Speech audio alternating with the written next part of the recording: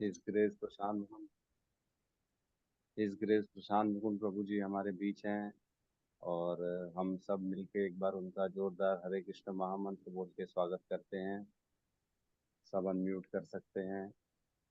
हरे हरे कृष्णा हरे कृष्णा हरे हरे हरे कृष्णा कृष्णा कृष्णा हरे कृष्णा कृष्णा कृष्णा कृष्णा कृष्णा कृष्णा हरे कृष्णा हरे हरे हरे हरे हरे राम हरे राम राम हरे राम राम राम राम हरे राम हरे। हरे हरे। तो प्रभु जी, ऐसा जैसे सब जानते हैं कि इनको इंट्रोडक्शन की ज़रूरत नहीं है, बट फिर भी मेरा कर्तव्य है कि मैं इनके बारे में सबको एक बार बता दूं। तो हिज ग्रेस प्रशांत मुकुंद प्रभु जी जो हैं वो इस्कॉन के बहुत ही फेमस प्रचारक हैं। और पिछले 18 से 20 सालों से इस्कॉन में जुड़े हुए दिल्ली द्वारका में। और वो हिज होलीनेस गोपाल कृष्ण गोस्वामी महाराज के डिसाइपल हैं। और उन्होंने भक्ति शास्त्री का भी जो है ना कोर्स किया हुआ है इस्कॉन मायापुर से। और वो जो प्रोफेशनली हैं वो BSc industrial chemistry Delhi university से किया है प्रभु जी ने। एमबीए किया हुआ सिम्बायोसिस इंस्टीट्यूट से। और डीपीएस जो है from London college of management से किया हुआ प्रभु जी ने। और प्रभु जी ने मीडिया इंडस्ट्री में भी काफ़ी काम किया है।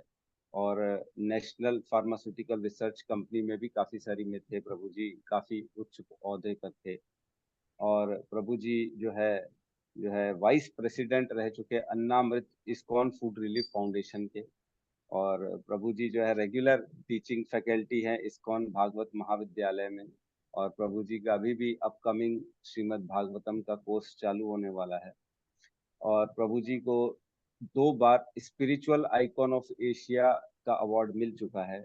और प्रभु जी दुबई भी गए थे बेस्ट स्पिरिचुअल आइकन का अवार्ड लेने के लिए। तो ये हमारे लिए बहुत मतलब गर्व की बात है कि हमारे सर पे ऐसे प्रभु जी का हाथ है जो इतने उच्च कोटि के हैं। और प्रभु जी बहुत सारे कंट्रीज में ऑलरेडी अपना जो है लेक्चर्स देते हैं, गाइड करते हैं। Dubai, Philadelphia, Florida, Muscat, Oman, Denver, ऐसी कंट्रीज में प्रभु जी के बहुत सारे शिष्य हैं। और प्रभु जी बहुत अच्छे जो है स्पीकर हैं। हरे कृष्णा टीवी के यूट्यूब में प्रभु जी के मिलियन मिलियन व्यूज आ चुके हैं। 5,000 से ज़्यादा लेक्चर्स अवेलेबल हैं प्रभु जी के यूट्यूब में। और Prabhu ji basically DYPH, life management, stress management, time management और इन सारी चीज़ों में प्रभु जी ने बहुत सारे लेक्चर्स दिए हुए हैं। तो प्रभु जी जो हैं बहुत सारे कॉलेजेस में भी जाते हैं प्रभु जी। इवन जेल भी जा चुके हैं लेकिन लेक्चर देने के लिए। तो प्रभु जी ने जेल के कैदियों का भी हृदय परिवर्तन कर दिया, वहां पे भी सबसे माला करवा दी। प्रभु जी कैंसर के हॉस्पिटल जा चुके हैं, वहाँ के पेशेंट्स को जो है अपलिफ्ट करने के लिए। तो मैं प्रभु जी का स्वागत करता हूँ और आपके चरणों में कोटि कोटि नमन करता हूँ। जो प्रभु जी ने मुझे अपना शिष्य स्वीकार किया और कृपा करी, आज जो कुछ भी हो पा रहा है वो प्रभु जी के कारण ही हो पा रहा है। और हमारे साथ हैं हिज ग्रेस तमाल कृष्ण प्रभु जी, मैं उनका भी स्वागत करता हूँ। तमाल कृष्ण प्रभु जी इस्कॉन प्रीचिंग सेंटर रायपुर के हेड हैं। और प्रभु जी का बहुत बहुत अच्छा हमारे ऊपर जो है गाइडेंस है। प्रभु जी के मार्गदर्शन में ही रायपुर का सारा प्रचार, छत्तीसगढ़ का सारा प्रचार हो रहा है। तो मैं हिज ग्रेस तमाल कृष्ण प्रभु जी से विनती करता हूँ कि वो हिज ग्रेस प्रशांत मुकुंद प्रभु जी का अभिनंदन करें, स्वागत करें और 2 शब्द कहें। हरे कृष्णा। बहुत बहुत धन्यवाद प्रभु जी। निश्चित रूप से प्रभु जी किसी इंट्रोडक्शन के मोहताज तो है नहीं। प्रभु जी पहले से ही सभी के बीच में, हम सभी के बीच में, हम सबके प्रेरणादायक बनकर यहाँ पर आए हुए हैं। और प्रभु जी को सब नाम से ही नहीं, प्रभु जी के कामों से हर व्यक्ति जानता है उनको। और प्रभु जी के बारे में जितना कुछ कहूँ वो कम है। मैं तो सिर्फ प्रभु जी से आज सुनना चाहता हूँ, वह उन अविस्मरणीय क्षणों को अपने हृदय में कैद करने के लिए जो प्रभु जी ने गुरु महाराज के साथ बिताए हैं। मैं प्रभु जी के मुखारविंद से उन सारे क्षणों को अपने साथ साथ आप सबों के लिए भी ऐसे ऐसा सुयोग्य अवसर बना देना चाहते हैं हम कि प्रभु जी आज जो कुछ बताएं वो हमारे भक्तिमय जीवन के लिए एक मिसाल हो। और बस बहुत बहुत धन्यवाद प्रभु जी कि आपने हमारे आग्रह पर यहाँ आना स्वीकार किया। कृपया आप अपने मुखारविंद से ही हम सबके ऊपर गुरु महाराज की कृपा का सिंचन करें, ताकि हमारा ये जो भक्ति लता ब्रिज है वह सूखे नहीं, सदैव फली फूलित रहे। हरे कृष्णा। बहुत बहुत स्वागत है प्रभु जी आपका। हरे कृष्णा। तो तमाल कृष्ण प्रभु जी और हमारे माधवाचार्य प्रभु जी दोनों का ही बहुत बहुत धन्यवाद, क्योंकि रायपुर एक ऐसा केंद्र है जहाँ पर मेरा हृदय जुड़ा हुआ है। क्योंकि इसलिए नहीं कि रायपुर सिटी के कारण, क्योंकि वहाँ के डिवोटीज के कारण। वहाँ पर इतने सुंदर सुंदर भक्त हैं। जब भी मैं गया हूँ, मेरे ख्याल से 2 वर्ष लगातार, तो वहाँ पर हिज ग्रेस तमाल कृष्ण प्रभु, हिज ग्रेस माधवाचार्य प्रभु, हिज होलीनेस सिद्धार्थ स्वामी महाराज और सभी अन्य भक्त बड़े ही प्रेम से स्वागत किए, मुझे हरि कथा कहने का मौका दिए अपने एरिया में। तो उनका जो प्रेम है वो अद्भुत है और अविस्मरणीय है, और सदा सदा मुझे बुला करके अयोग्य होते हुए भी योग्य बनाते हैं। ये बताता है कि वो लोग कितने योग्य हैं। क्योंकि हर व्यक्ति खुद बोलना चाहता है अपने एरिया में, लेकिन जब किसी दूसरे को बुलाकर इनवाइट करके सुनते हैं, इससे पता चलता है उनका प्रेम, उनकी दृष्टि, उनका स्वभाव कितना विशाल है। तो मैं इन सभी वरिष्ठ भक्तों का धन्यवाद देते हुए हमारे गुरु महाराज हिज होलीनेस गोपाल कृष्ण गोस्वामी महाराज, जिन्होंने अभी 5 फरवरी 5 मई 2024 को नित्य लीला प्रवेश किया। तो जो गुरुजन होते हैं वो कहीं जाते नहीं हैं, वो सदा हमारे बीच विराजमान रहते हैं। तो मैं उनके नाम प्रणाम करते हुए आज की इस कथा को प्रारंभ करूंगा। ओम ज्ञानतिमिरन्धस्य ज्ञानञ्जनशलाकया चक्षुरुन्मीलितं येन तस्मै श्रीगुरवे नमः। श्रीचैतन्यमनोभीष्टं स्थापितं येन भूतले स्वयं रूपः कदा मह्यं ददाति स्वब्दकान्तिकम्।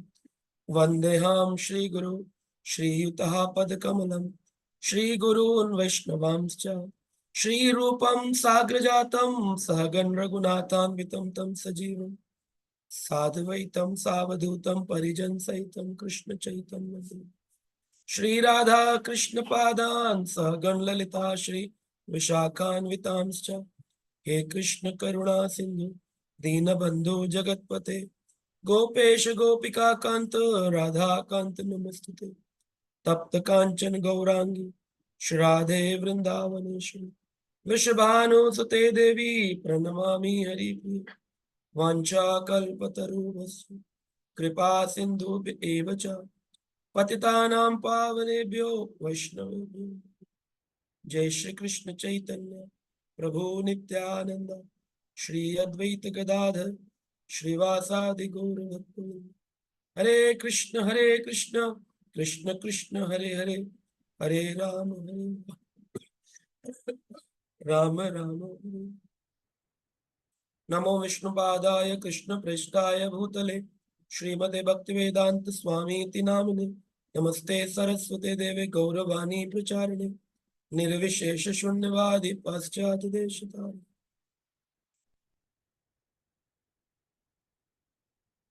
हरे कृष्ण। तो हिज होलीनेस गोपाल कृष्ण गोस्वामी महाराज एक अद्भुत चरित्र का व्यक्तित्व प्रदर्शित किए, हम सब भक्तों के लिए प्रेरणादायक। मेरा कुछ तकरीबन 17-18 वर्षों का संग रहा महाराज के साथ। एक श्लोक श्रीमद् भागवत से बोलना चाहता हूं, जो कि नवयुगेंद्र संवाद में 11वां स्कंद श्रीमद् भागवत में आता है। निमि महाराज प्रश्न पूछते हैं नवयोगेंद्रों से कि संसार में सबसे बड़ी उपलब्धि क्या है।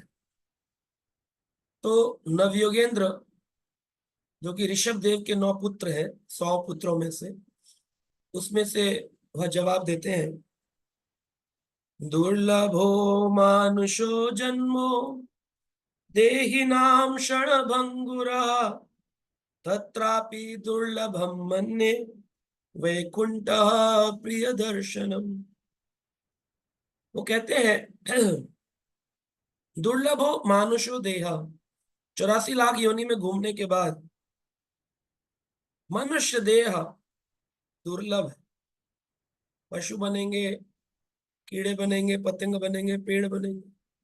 मानुषो, दुर्लभो मानुषो देहो, और उसमें भी जो ये देह मिली है, देही नाम क्षण भंगुरा, जितनी जितनी भी दूसरी योनियां हैं, कछुआ कई हजारों वर्षों तक जिंदा रहता है, हाथी कई लंबे वर्ष तक जिंदा रहता है, लेकिन मनुष्य शरीर 100 वर्ष बोला जाता है, लेकिन 100 से भी कम, 60 से 80 के बीच में लगभग शरीर समाप्त होने की घोषणा हो चुकी है कलयुग के अंदर। देही नाम क्षण भंगुरा तत्रापि दुर्लभम मन्ये, इससे भी ज्यादा अगर कोई दुर्लभ वस्तु है तो क्या है?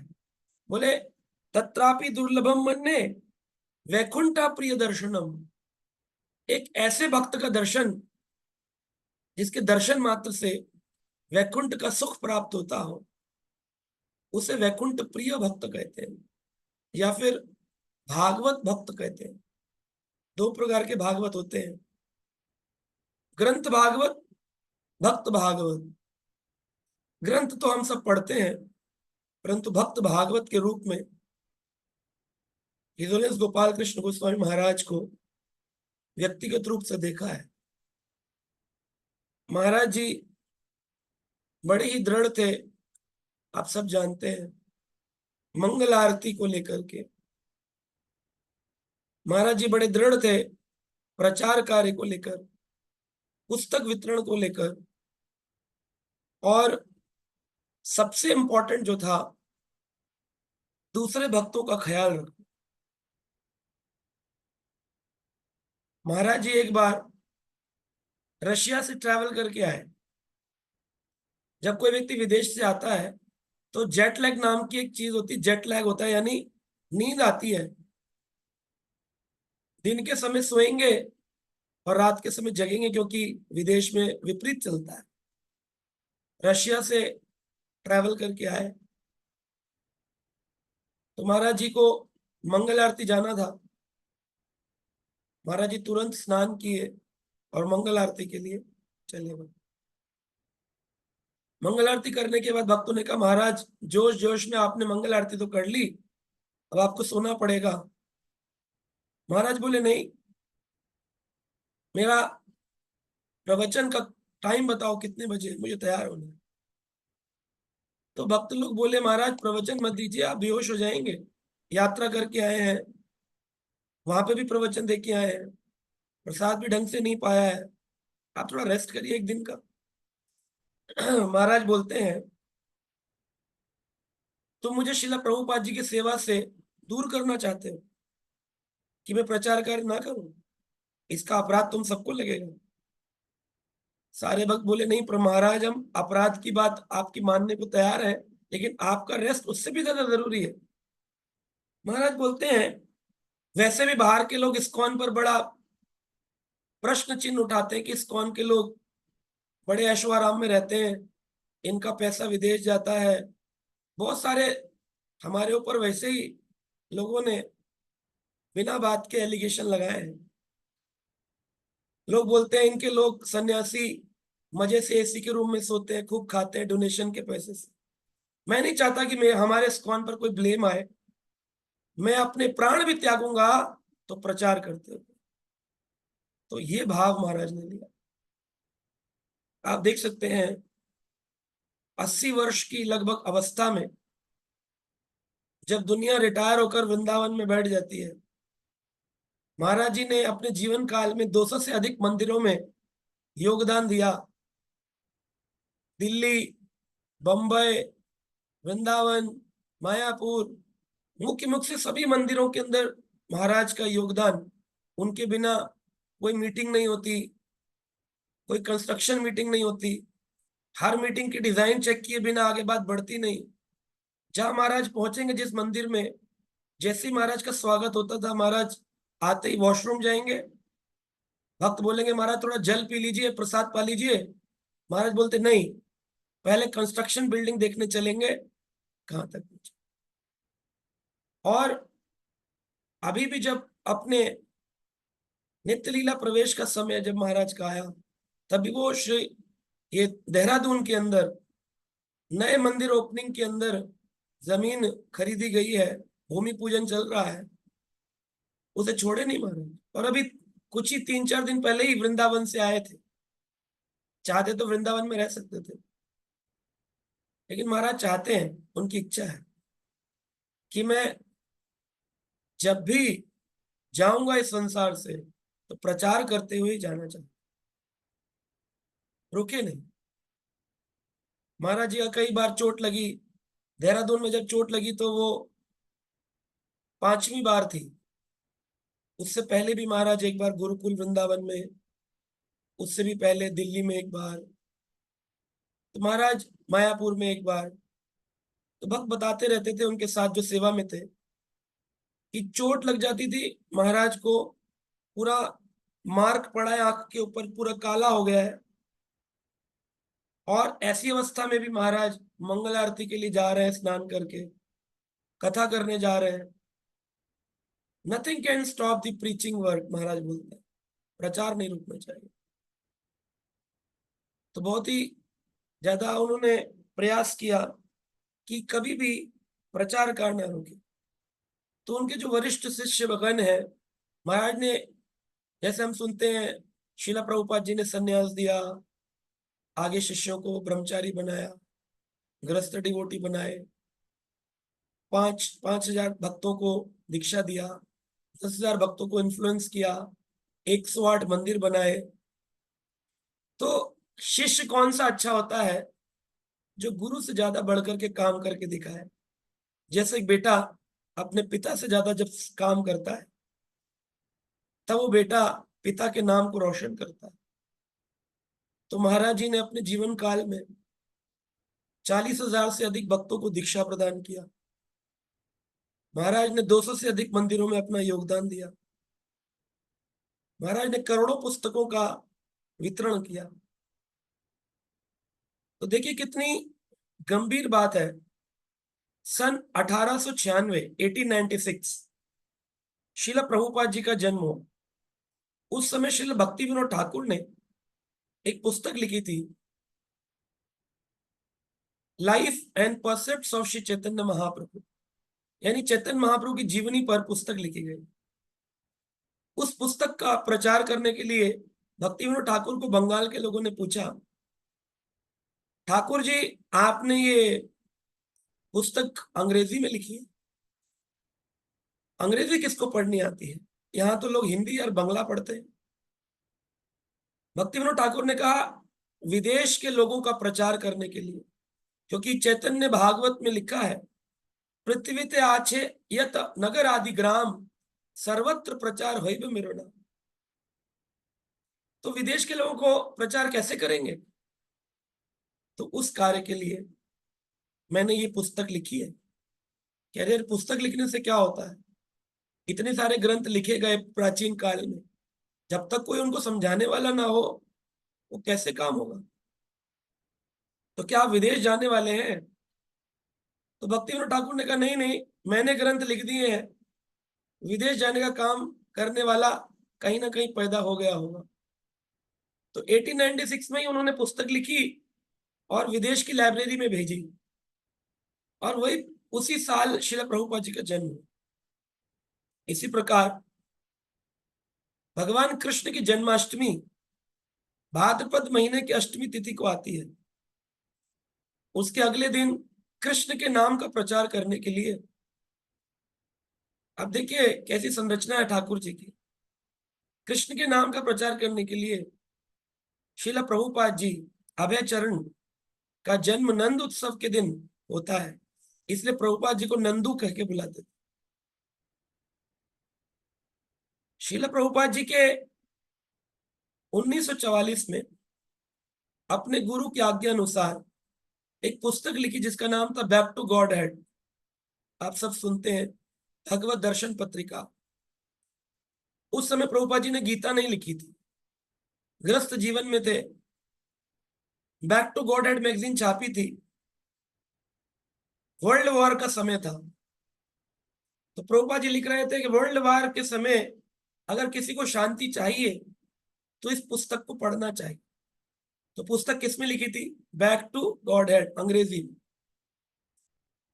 तो उन्होंने कहा, स्वामी जी, मतलब उस समय अभय चरण जी, आप इन पुस्तकों को लिख रहे हैं, कितनी बांटेंगे?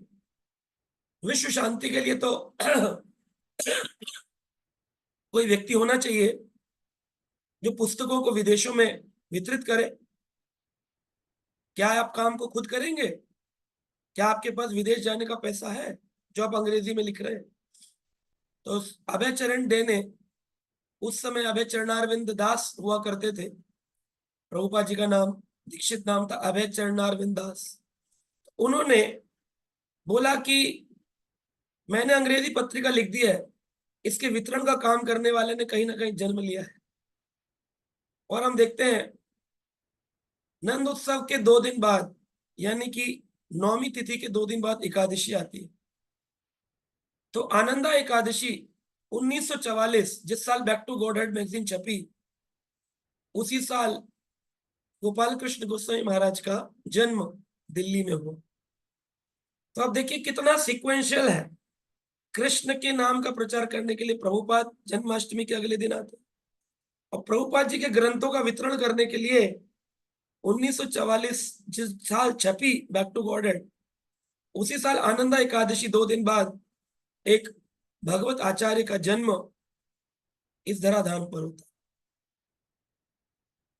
महाराज जी के पिताजी नेवी में काम करते थे और शुरू से उन्होंने अपने बच्चे को बेस्ट एजुकेशन दिया। महाराज जी ने दिल्ली विश्वविद्यालय से ग्रेजुएशन किया और फिर बाद में उस जमाने में स्कॉलरशिप लेकर के पढ़ने के लिए 2 यूनिवर्सिटीज से एमबीए, जिस काल में महाराज जी ने एमबीए किया उस काल में तो भारत के लोग बीए करना भी नहीं जानते थे। जब कोई बच्चा 12वीं पास होता था तो माँ बाप कहते थे अब नौकरी पर जाओ, बहुत साल हो गए पढ़ते पढ़ते, और नहीं पढ़ा सकते। ग्रेजुएशन करने के बाद और महाराज जी फ्रांस यूनिवर्सिटी, स्टैनफोर्ड यूनिवर्सिटी और बाद में कनाडा मिशिगन यूनिवर्सिटी, 2 यूनिवर्सिटी से स्कॉलरशिप के ऊपर पैसे खर्च करके नहीं, विदेशी सरकार ने अपने पैसे पर स्कॉलरशिप देकर के 2 बार एमबीए करने का मौका दिया। जब व्यक्ति विदेश में पढ़ता था तो उस जमाने में नौकरी भी विदेश में लगती थी। तो महाराज जी की नौकरी कोको कोला कंपनी के अंदर एक वरिष्ठ पद पर, मैनेजमेंट पोजीशन पर, मार्केट रिसर्च हेड के रूप में कनाडा में लगी। तो उस समय महाराज मॉन्ट्रियल कनाडा रहा करते थे। श्रील प्रभुपाद जी तब तक तकरीबन 2 मंदिर बना चुके थे, सैन फ्रांसिस्को, न्यूयॉर्क, और तीसरा मंदिर कनाडा में खुला था जिसको देखने के लिए श्रील प्रभुपाद जी आ रहे थे। तो महाराज जी वहां पहुंचे, उनको श्रील प्रभुपाद जी के बाथरूम की सफाई करने की सेवा दी, वॉलेंटियर। महाराज जी ने बड़ी शिद्दत से श्रील प्रभुपाद जी के उस कक्ष को जहां वो आने वाले थे सफाई किया। प्रभुपाद जी जब आए तो बड़े प्रसन्न हुए, बोले किसने ये सफाई किया है? एक एक खिड़की, पर्दा, दरवाजे, बेड, आज भी अगर किसी को सेवा दी जाए कि ये भक्त यहाँ पर हमारे महाराज जी आएंगे, आप नए हैं, भक्त कहेगा हमारा कौन सा संबंध है, हमें क्या पता किससे दीक्षा लेनी है, नहीं लेनी है। आजकल लोग बड़ा दिमाग लगाकर भक्ति करते हैं, तब जाकर किसी की सेवा करेंगे, मेरा क्या फायदा होगा, मुझे दीक्षा मिलेगी, मेरे को क्या होगा फायदा, तब जाकर सेवा करेंगे, वरना घर में बैठे रहेंगे, अपने निकलेंगे नहीं। लेकिन महाराज जी इतने बड़े कंपनी के हेड होने के बाद सिर्फ यह सोचकर सेवा किए कि मैं बहुत दिनों से कनाडा में घूम रहा हूँ, गुरुद्वारे जाता हूँ, मंदिर जाता हूँ, भगवान को जानना चाहता हूँ। एक स्वामी जी जिन्होंने विदेशी लोगों को बदला है, मैं उनसे मिलना चाहता हूँ। तो मिलने के लिए क्या करूं? इतने शिष्य हैं, उनका समूह है, तो सेवा करिए, शायद भगवत कृपा से कभी ऐसा हो कि वो मुझे मिलने का मौका मिले। और हुआ। प्रभुपाद जी इतने प्रसन्न हुए, बोले उस व्यक्ति को बुलाओ जिसने साफ किया। प्रभुपाद जी बुलाए, मीट किए। उस समय उनका नाम था गोपाल कृष्ण खन्ना। महाराज जी वहां के भक्तों को बोले, ये भक्त बहुत अच्छा है, इसको सेवा में लगा के रखो। दूसरी बार मीटिंग में बोले, क्या तुम हमारे साथ जुड़ना चाहते हो? बोले हाँ, मैंने तो पहली मीटिंग में सोच लिया था आपके साथ जुड़ना चाहता हूं। कहा, ठीक है, मैं तुम्हें दीक्षा दूंगा, तुम सेवा करो। तो महाराज जी आया करते थे अपने जॉब से टाइम निकालकर, संध्या आरती का समय, प्रवचन के समय, सेवा के समय। तो जब रिपोर्ट जाने लगी कि भक्त बहुत सेवा करता है, प्रचार करता है, हेल्प करता है, तो शिला प्रभुपाद जी ने उनको दीक्षा दिया चिट्ठी के ऊपर और बोला एक माला अरेंज कर लेना। तो उस समय प्रभुपाद जी के लिए माला वृंदावन से तुलसी की कंठी और ये और सब करना बड़ा मुश्किल था। तो एक चंदन की माला महाराज को कोरियर से प्रभुपाद जी ने झपके और चिट्ठी में नाम लिखे कि आज से तुम्हारा नाम गोपाल कृष्ण दास होगा, क्योंकि तुम्हारे माता पिता ने पहले ही तुम्हें गोपाल कृष्ण नाम दिया है। तो महाराज का नाम गोपाल कृष्ण दास चिट्ठी के ऊपर होगा। और कहा जब कभी मंदिर में यज्ञ हो तब जाकर वहां अटेंड कर ले। तो देखिए उस माला को महाराज जी ने अपने दिलो जान से सदा अपने साथ रखा अंत काल तक। तो देखिए महाराज जब प्रवचन दिया करते थे, तो कभी कभी प्रवचन देते वक्त जब बैठते थे कथा करने के लिए, तो महाराज पहली चीज पूछते थे, मेरा बीड बैग कहाँ है?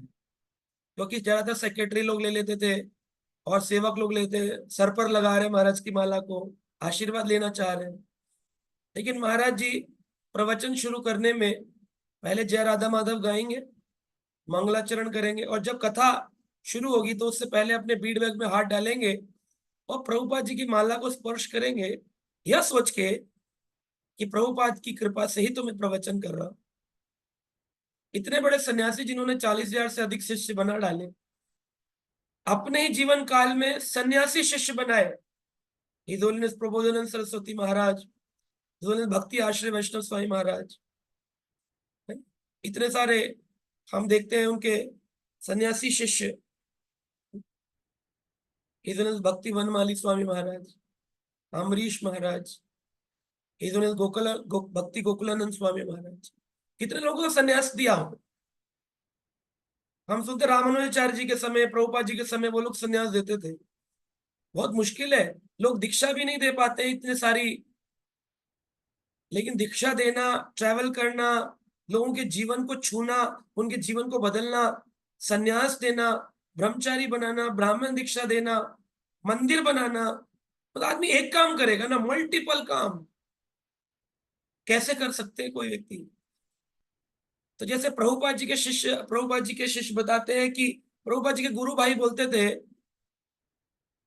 कि स्वामी प्रभुपाद ने पूरे विश्व में इसलिए प्रचार अच्छा कर पाए जो कि उनका फेथ हरि नाम पर था। और भी लोग हरि नाम जपते थे गौड़िया मठ के, लेकिन अभय चरणारविंद भक्ति वेदांत स्वामी शिल प्रभुपाद जो थे, वो 108 मंदिर बना पाए, विदेशी लोगों को बदल पाए। क्यों? गौड़िया मठ के अन्य सन्यासी भी जाया करते थे यूरोप, सिंगापुर, लेकिन एक दो लोग लाते थे, वो भी 2-4 महीने में वापस चले जाते थे घूम के कि बहुत अच्छा, इंडिया इज वेरी नाइस। लेकिन सेवा करना, सन्यास देना, प्रचार करना, जीबीसी बनाना, ये स्वामी प्रभुपाद कैसे कर पाए? तो उनके गुरु भाई कहते हैं प्रभुपाद जी के गौड़िया मटके की, उनको गौड़िया मठ में स्वामी जी महाराज कहते थे। बोले स्वामी महाराज के अंदर ना हरि नाम के ऊपर बड़ा विश्वास था, और सेम विश्वास उन्होंने गोपाल कृष्ण गोसाई महाराज के हृदय में दिया। महाराज के जो गुरु भाई हैं, महाराज की जो शिष्य परंपरा है, अन्य सन्यासी डिसाइपल्स हैं, एक ही बात बोलते हैं, महाराज को दो चीजों पर बहुत विश्वास था, एक हरिनाम और दूसरा प्रभुपाद। बस इन दो चीजों ने उन पूरे विश्व में प्रसिद्ध आचार्य बनाए, और उसका फल आप देख सकते हैं। जब कोई व्यक्ति संसार से जाता है तब पता चलता है उसने कितने लोगों के हृदय को स्पर्श किया, how many life you impacted. बहुत सारे लोगों ने पहले भी अपने शरीर का त्याग किया है इस्कॉन के अंदर, बहुत सारे लोगों को समाधिस्थ भी किया गया है। तो सबका शिष्य समूह जाता है, वहां पर काफी कीर्तन भजन किए जाते हैं सबके लिए, सबके अपने अपने कार्य मुख्य होते हैं, परंतु गोपाल कृष्ण गोस्वामी महाराज के तिरोभाव को मैनेज करना, क्योंकि ये सेवा हमको मिली थी इस्कॉन द्वारका के भक्तों को, मैं हमारे जितने भी भक्त थे सब के सब मैनेज नहीं कर पा रहे थे, इतने लोग दिल्ली मंदिर में और इतने लोग वृंदावन में। तो वहां वृंदावन के जो लोग थे, ब्रजवासी, रिक्शे वाले, भोजनालय वाले, मैं वहां पर 4 दिन रहा। हम समाधि से पहले पहुंच गए थे, समाधि की मिट्टी निकालना, अरेंजमेंट करना, टेंट लगाना, सब हमने काम किया। और उसके बाद 3 दिन तक रहे वहां पर। तो टोटल 4 दिन हम वृंदावन में थे।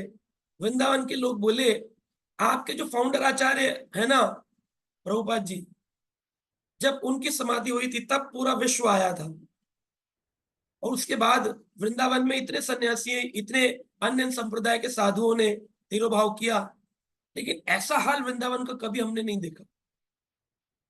दुनिया जहान से लोग आ रहे हैं। एक व्यक्ति मुझसे मिलने आया पर्सनली,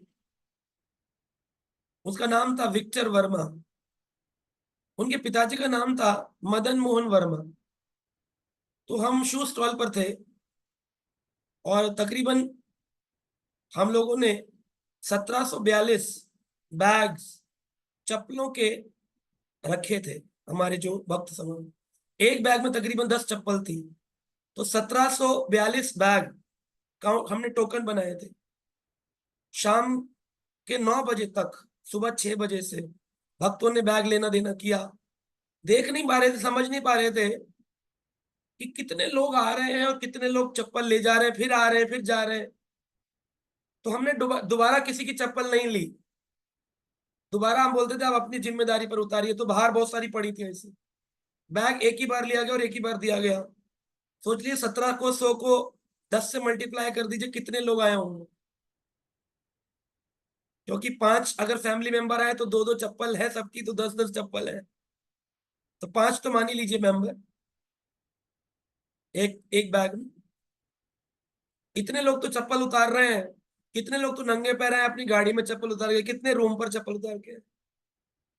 एक भोजनालय में जो कि प्रभुपाद जी के भक्त चलाते हैं, वहां पर भक्त लोग, क्योंकि इतनी भीड़ थी तो कुछ भक्त प्रसाद पाने गए, वो बता रहे थे, बोले उसने हमसे पैसा नहीं लिया। तो हमने पूछा क्यों नहीं ले रहे हो? कह रहे अरे गोपाल कृष्ण महाराज जी की सेवा में आप भक्त आए हैं यहाँ, आप लोगों से धन लेकर हमें पाप थोड़ी लेना है। आज पूरा वृंदावन फ्री है, जिसको जहां जाना है, जो खाना है। देखिए कितनी लाइफ को इम्पैक्ट किया होगा महाराज ने। कुछ भक्तों ने बोला वृंदावन में आज वो भाव नहीं आ रहा, जबकि वृंदावन में है। जैसे हम वृंदावन में आकर प्रसन्न होते थे, आज प्रसन्नता नहीं लग रही है। तो एक व्यक्ति पशु पक्षी वृक्ष सबको इम्पैक्ट करता है, क्योंकि उसकी चेतना जब हरिनाम लेता है, तो जब उसका हरिनाम सबको इम्पैक्ट करता है, तो उसकी ऊर्जा, उसके चले जाने का दुख भी उन सभी प्राणियों को होता है। वृक्ष भी ऐसा लगता है क्रंदन कर रहे हैं। तो वो विक्टर वर्मा आए और कहते हैं मैं रशिया से आया हूं, और सच में वो रशियन थे, उनकी वाइफ भी रशियन थी, इंग्लिश बोल रहे थे। तो मुझसे लाकर किसी भक्त ने मिलवाया, बोले प्रभु जी ये मिलना चाहते हैं। मैंने कहा बताइए। बोले स्वामी गोपाल कृष्ण महाराज जो है गुरु जी, उनको मेरे पिताजी ने, चंडीगढ़ यूनिवर्सिटी में मेरे पिताजी प्रोफेसर थे, उन्होंने रशियन सिखाया था मेरे पिताजी 3 महीने गुरुजी को। जब गुरुजी प्रचार करने रशिया गए, यानी कि गुरु महाराज कनाडा में रहते थे तो उनको फ्रेंच आती थी, अंग्रेजी वो दिल्ली से सीख कर गए थे, पंजाबी उनकी फैमिली थी, हिंदी तो भारत में बोली ही जाती है, तो 4 लैंग्वेज तो उनको पहले आती थी। जब प्रभुपाद जी ने कहा रशिया एक मुस्लिम कंट्री है और वहां पर रशियन क्रिश्चियन और मुस्लिम ज्यादा है, तो वहां बुक डिस्ट्रीब्यूशन कौन करेगा? तो उस काल में जब मिखाइल गोर्बाचोव की गवर्नमेंट थी 1991 से पहले, भारतीय रिलीजन को वहां पर बड़े ही निकृष्ट रूप से देखा जाता था।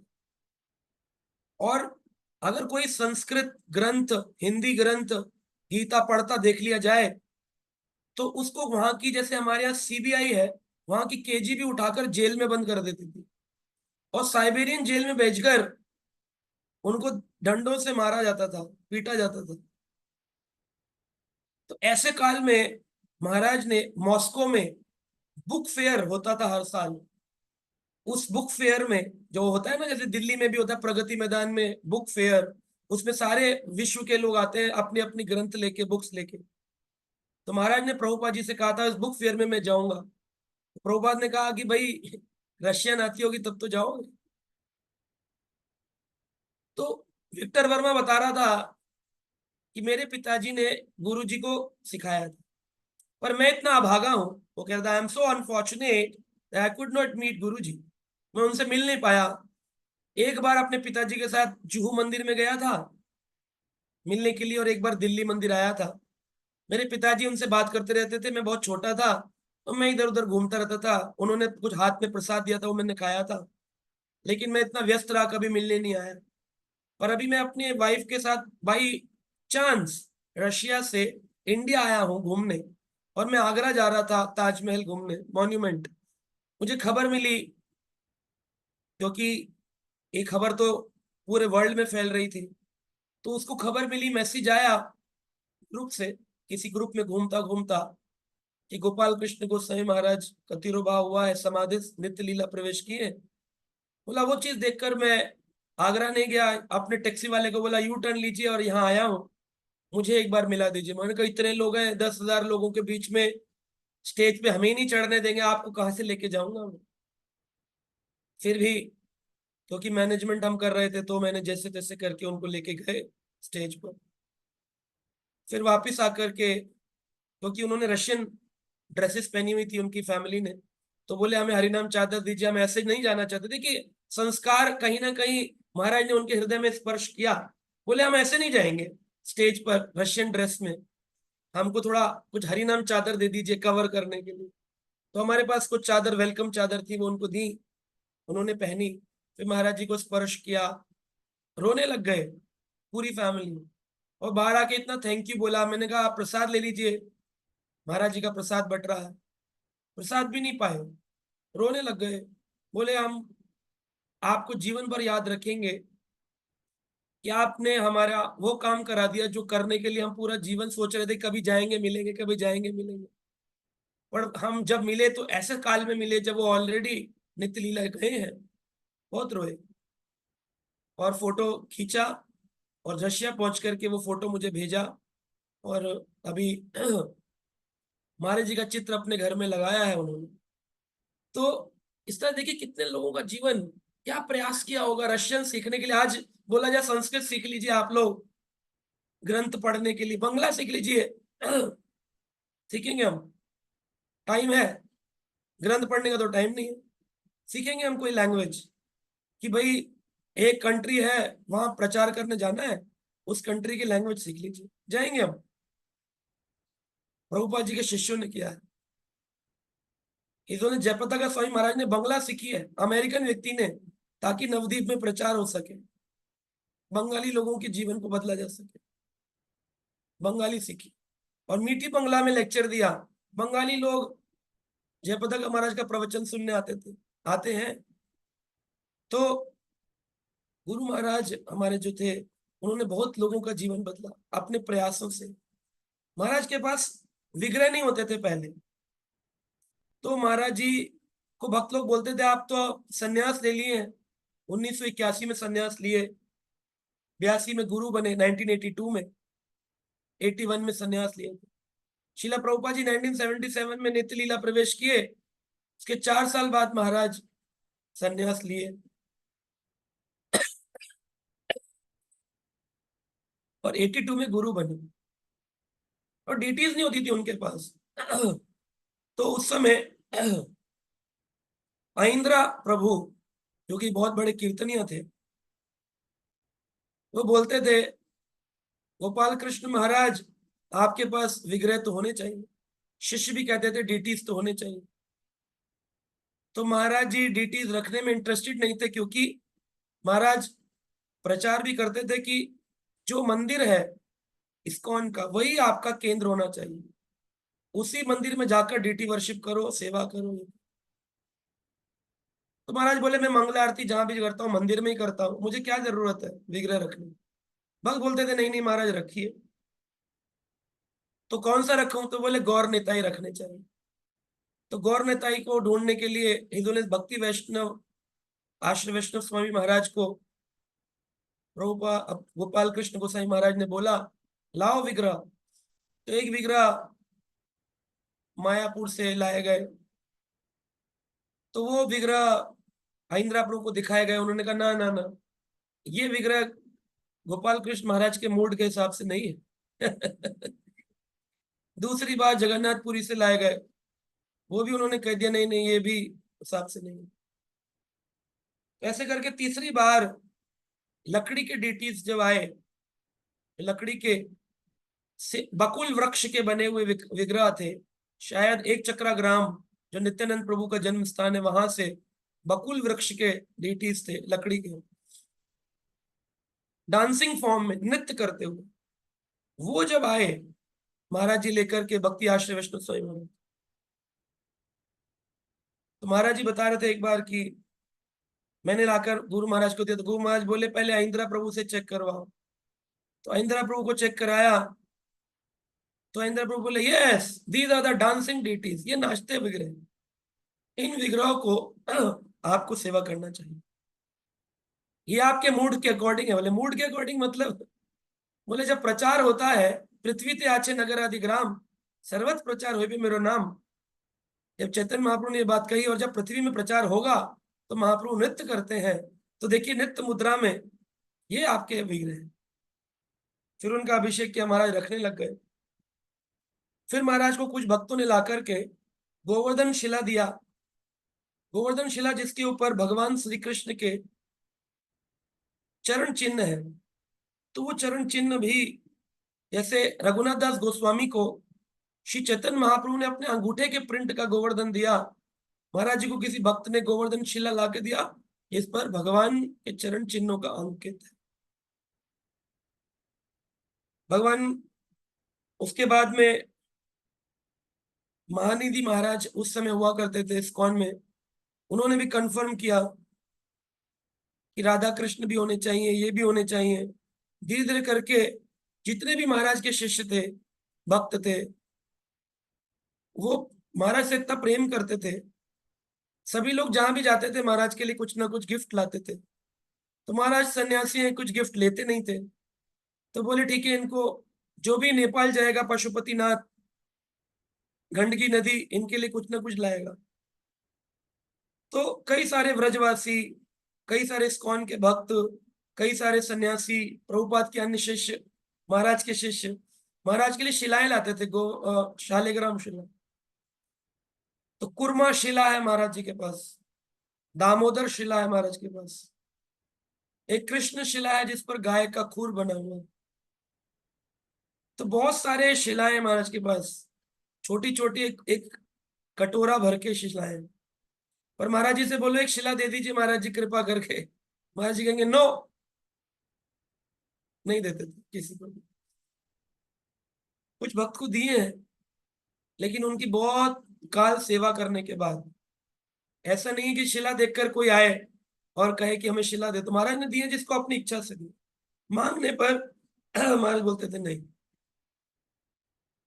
भक्तों ने बोला महाराज जी आपके पास लक्ष्मी नरसिंहा होने चाहिए, नरसिंह भगवान होने चाहिए।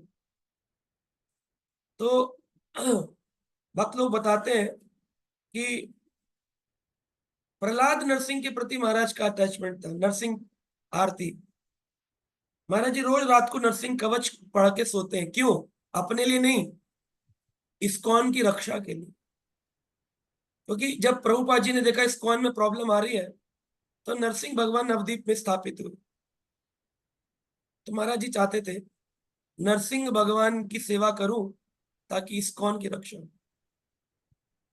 महाराज जी एक बार वृंदावन में थे, तो परिक्रमा करने गए। महाराज की यात्रा चलती थी कार्तिक। तो देखा महाराज जी ब्रह्मांड घाट को बड़ा पसंद करते थे, जहां पर भगवान कृष्ण ने मिट्टी खाई और अपने मुख में ब्रह्मांड दिखाया। तो ब्रह्मांड घाट से हम लोग महाराज के साथ साथ चले, तो देखा महाराज जी वहां पर एक शिवलिंग है जिसका नाम है चिंताहरण शिवलिंग। तो चिंताहरण शिवलिंग पर यशोदा माई शिव जी के पास गई थी। शिव जी वहां पर आंख बंद किए बैठे थे। यशोदा माई को चिंता हुई, मेरे बच्चे ने मिट्टी खा ली है, बाबा देखो कुछ हो ना जाए। जबकि ब्रह्मांड देखकर आई थी, लेकिन योग माया के प्रभाव से भूल गई थी कि इसके मुख में ब्रह्मांड है। इसलिए घाट का नाम ब्रह्मांड घाट है। आज भी वहां पर मिट्टी के लड्डू मिलते हैं। उस मिट्टी को दुनिया खाती है, जिसको ठाकुर जी ने अपने पेट में खा के अनंत कोटि ब्रह्मांडों का उद्धार किया, जो उनके पेट में रहते हैं। भाई सब लोग बोल रहे थे आप सबको मिट्टी खिला रहे हैं, अंदर जो ब्रह्मांड है वो तो और आपकी इस लीला के मिट्टी को नहीं स्पर्श करेंगे, व्रज रज को, तो हम कैसे खाएं? तो भगवान ने उठाकर मिट्टी अंदर डालने की, जितने अंदर ब्रह्मांड है, जितने जीव मेरे पेट में, सबका उद्धार हो जाए। मैया को लगा मिट्टी खाई है, तो मैया शिव जी के पास गई, बोले बाबा देखो देखो मेरे बच्चे ने मिट्टी खाई। बाबा को दर्शन चाहिए थे। शिव जी बैठे थे, काश मुझे कृष्ण लीला का दर्शन हो। शिव जी बड़े प्रसन्न हो गए, ठाकुर जी को प्रणाम किया, बोले आपको चिंता की बात नहीं है, मैंने भभूति लगा दी, कुछ नहीं होगा। कृष्ण भगवान हंसने लग गए। मैया भी खुश हो गई, ये देखो बाबा की भभूति से खुश हो गए। लेकिन ये नहीं पता चला कृष्ण हंस रहे हैं कि मेरा भक्त शिव आया है, शिव हंस रहे हैं कि मेरे प्रभु आज बाल लीला कर रहे हैं। इस संबंध को नहीं समझी, लेकर चली गई। तो वो शिव जी के स्थान का नाम पड़ा चिंताहरण शिवलिंग।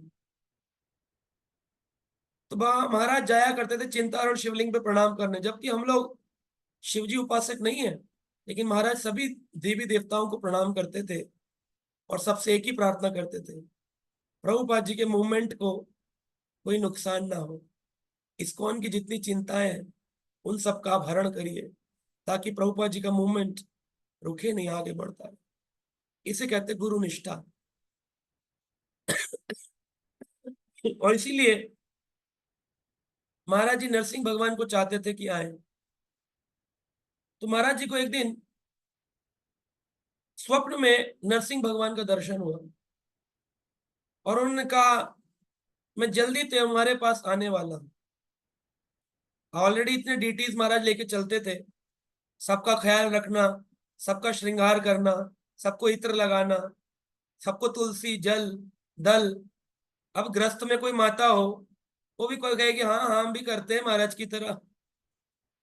प्रचार करना, जप करना, जिन लोगों को दीक्षा देनी है उन लोगों की माला को जप करना, एक्स्ट्रा माला करना, अपना डेली का वॉक करना, डेली एक्सरसाइज करना, डॉक्टर के पास जाना, कंस्ट्रक्शन मंदिरों को देखने जाना, भक्तों की प्रॉब्लम सुनना, दीक्षित भक्तों के बच्चों के नामकरण करना, किसी का अन्नप्राशन कराना, मंदिर में रोज मंगल आरती संध्या आरती में जाना, प्रवचन देना, दिन में तकरीबन 3 मंदिरों में प्रवचन देना। तब डीटी वर्शिप मंदिर की भी करना और घर की भी करना। जो लोग घर की करते कहते घर में कर ली, मंदिर नहीं जाएंगे। जो मंदिर करते कह रहे घर की क्या जरूरत है। दोनों की वर्शिप। और शरीर में अनेक रोग। तो गुरु महाराज को स्वप्न में आया कि है ना प्रहलाद नरसिंह आएंगे, आऊंगा मैं तुम्हारे पास। और एक भक्त को दर्शन दिए भगवान नरसिंह ने स्वप्न में कि विग्रह खरीदो और जाकर अपने गुरु को दो। तो उस भक्त ने प्रहलाद नरसिंह का विग्रह ढूंढा, मिला, और उसने जाकर गुरु महाराज को बोला कि महाराज मुझे स्वप्न आया है, अगर आप बुरा ना माने तो ये विग्रह मैं आपको देना चाहता हूँ। तो महाराज ने कहा ये स्वप्न मुझे भी आया था, लेकिन तुम किसी को बताना मत, क्योंकि महाराज जी चाहते थे उनकी ब्रांडिंग ना हो कि वो बहुत बड़े सिद्ध पुरुष हो। क्योंकि अगर सिद्ध पुरुष की ब्रांडिंग होती, जैसे माधवेंद्रपुरी पाद चाहते थे कि भगवान ने खीर चुराई है, इस बात का पता न चले, तो महाराज जी हर चीज ऐसी लीला को सुनने के बाद कहते थे किसी को बताना मत, ताकि लोग मेरे पास अपने भक्ति को छोड़ करके लाइन लग जाएगी, महाराज जी हमारे हॉस्पिटल में आशीर्वाद दे दीजिए, बच जाए, महाराज जी ये ठीक हो जाए। महाराज बोले मैं मिस्टिक योगी नहीं बनना चाहता हूं, यानी चमत्कारी साधु। इस प्रकार महाराज ने फिर नरसिंह भगवान को स्वीकार किया, नरसिंह की डेली सेवा करते थे। तो महाराज के मन में था कि नवदीप में तो है, लेकिन इस्कॉन दिल्ली के अंदर भी नरसिंह विग्रह होना चाहिए। तो महाराज ने नित्य लीला प्रवेश से पहले इस्कॉन दिल्ली में लक्ष्मी नरसिंह मंदिर की स्थापना करी। तो महाराज ने बोल दिया था कि मेरे नित्य लीला में जाने के बाद जब मैं चला जाऊंगा तो मेरे डीटीज को अलग अलग जगहों पर मंदिर के ऑल्टर में सेवा किया जाए, ना कि किसी ग्रस्त भक्त को या म्यूजियम बनाकर सेवा लगा दी एक आदमी की, वो आएगा डेली आरती करेगा। ऐसा होता है कि भाई म्यूजियम बना दिया, महाराज का ऑल्टर बना दिया, बोले डिवोटी की सेवा है, तुम्हें मंगल आरती करनी है, दर्शन आरती करनी है। महाराज बोले नहीं नहीं, रूम में सेवा नहीं होगी, ऑल्टर पर सेवा होगी। क्यों? उसका रीजन महाराज ने बता के गए, क्योंकि मंदिर में जो ऑल्टर है उसकी टाइम पर सेवा होती है, लेकिन किसी भक्त की सेवा लगा दी तो कभी वो बीमार पड़ेगा, कभी उसे बुखार आ जाएगा, तो समय पर सेवा नहीं हो पाएगी। लेकिन महाराज बोलते हैं मैंने अपने जीवन काल में इन विग्रहों की समय सेवा सदा टाइम पर करी, ऑलवेज ऑन टाइम। तो मैं चाहता हूँ टाइम पर सेवा। तो नरसिंह भगवान की डीटीज नरसिंह ऑल्टर में जाने चाहिए, यानी दिल्ली के ऑल्टर में उत्सव मूर्ति के रूप में वो नरसिंह भगवान दिखेंगे। जो भगवान गौर निताई है वो रशिया के डिवोटीज के मॉस्को टेम्पल में जाएंगे। इस प्रकार से महाराज ने विभिन्न विभिन्न विग्रहों को किस किस मंदिर में जाना है, कुछ नवदीप मायापुर में, कुछ वृंदावन में, कुछ दिल्ली मंदिर में, इस तरह से महाराज ने विग्रह का डिवीजन भी लिख करके रखा है। महाराज जी कुछ दिन पहले अपनी समाधि का स्थान खुद बताकर आए थे भक्तों को कि मैं इस गौशाला में अनेक भक्तों के मध्य रहना चाहता हूँ, गायों के बीच कृष्ण राधा कृष्ण की लीला स्थली में।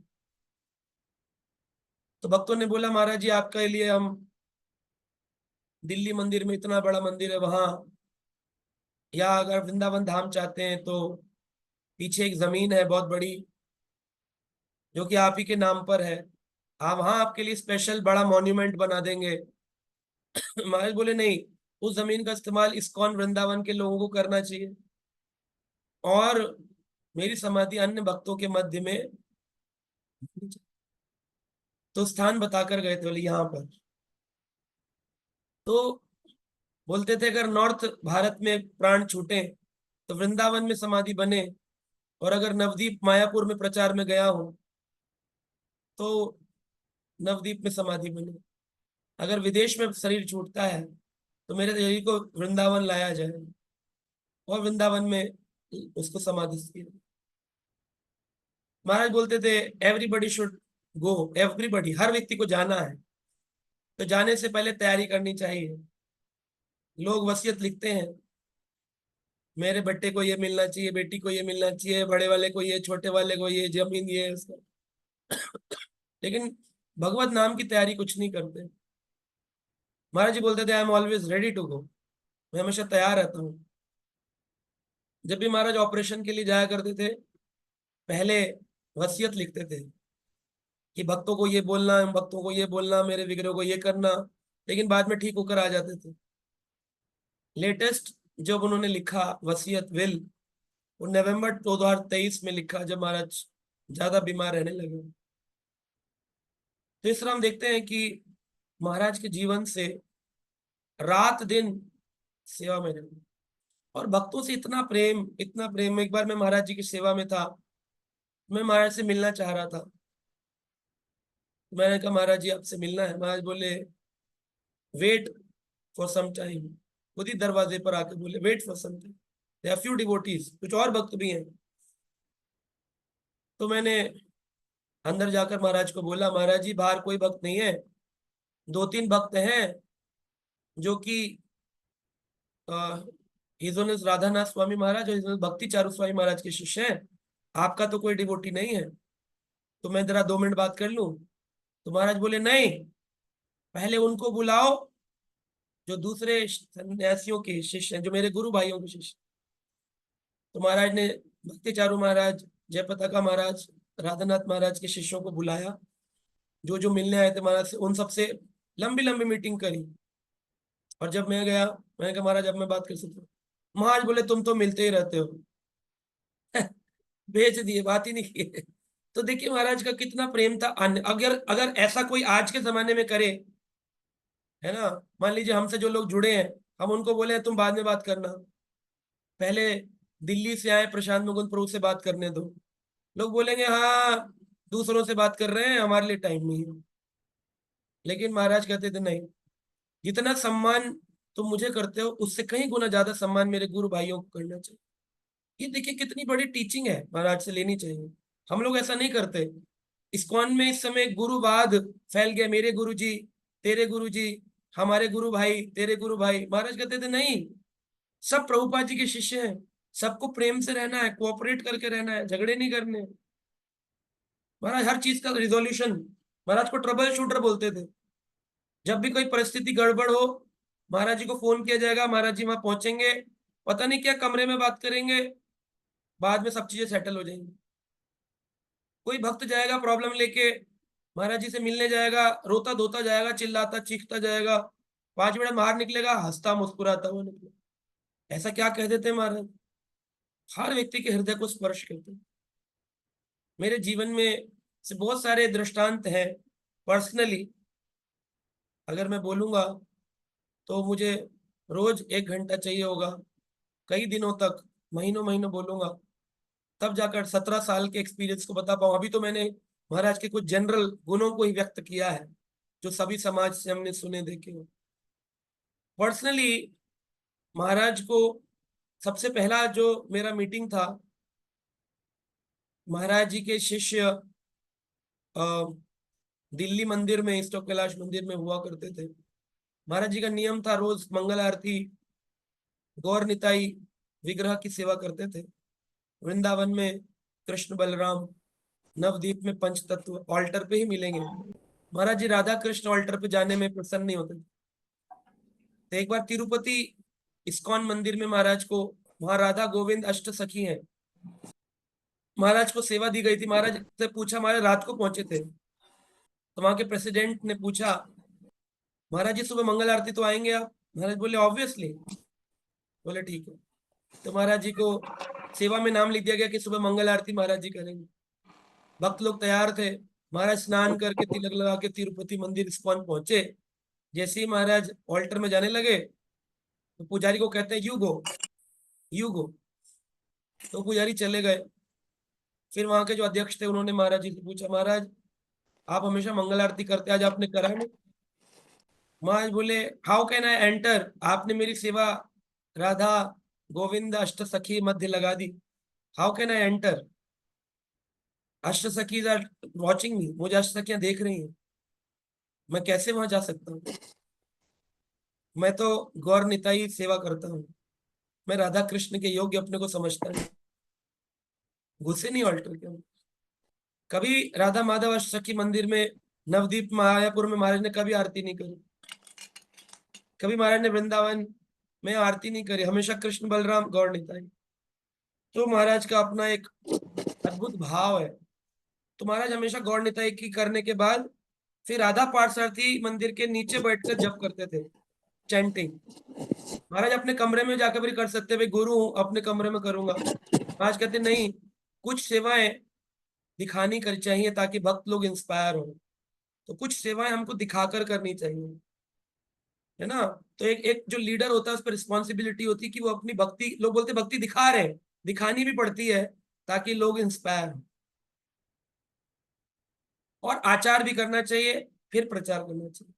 तो महाराज आरती करके नीचे बैठे थे, तो मैं वृंदावन मंदिर जाया करता था पहले, उससे पहले जुहू जाता था, किताबें पढ़ता था, ग्रंथ पढ़ता था प्रभुपाद जी के। तो एक दिन दिल्ली मंदिर में गया था, तब मैं फुल टाइम सेवा नहीं करता था, केवल भक्तों के मध्य मिला था।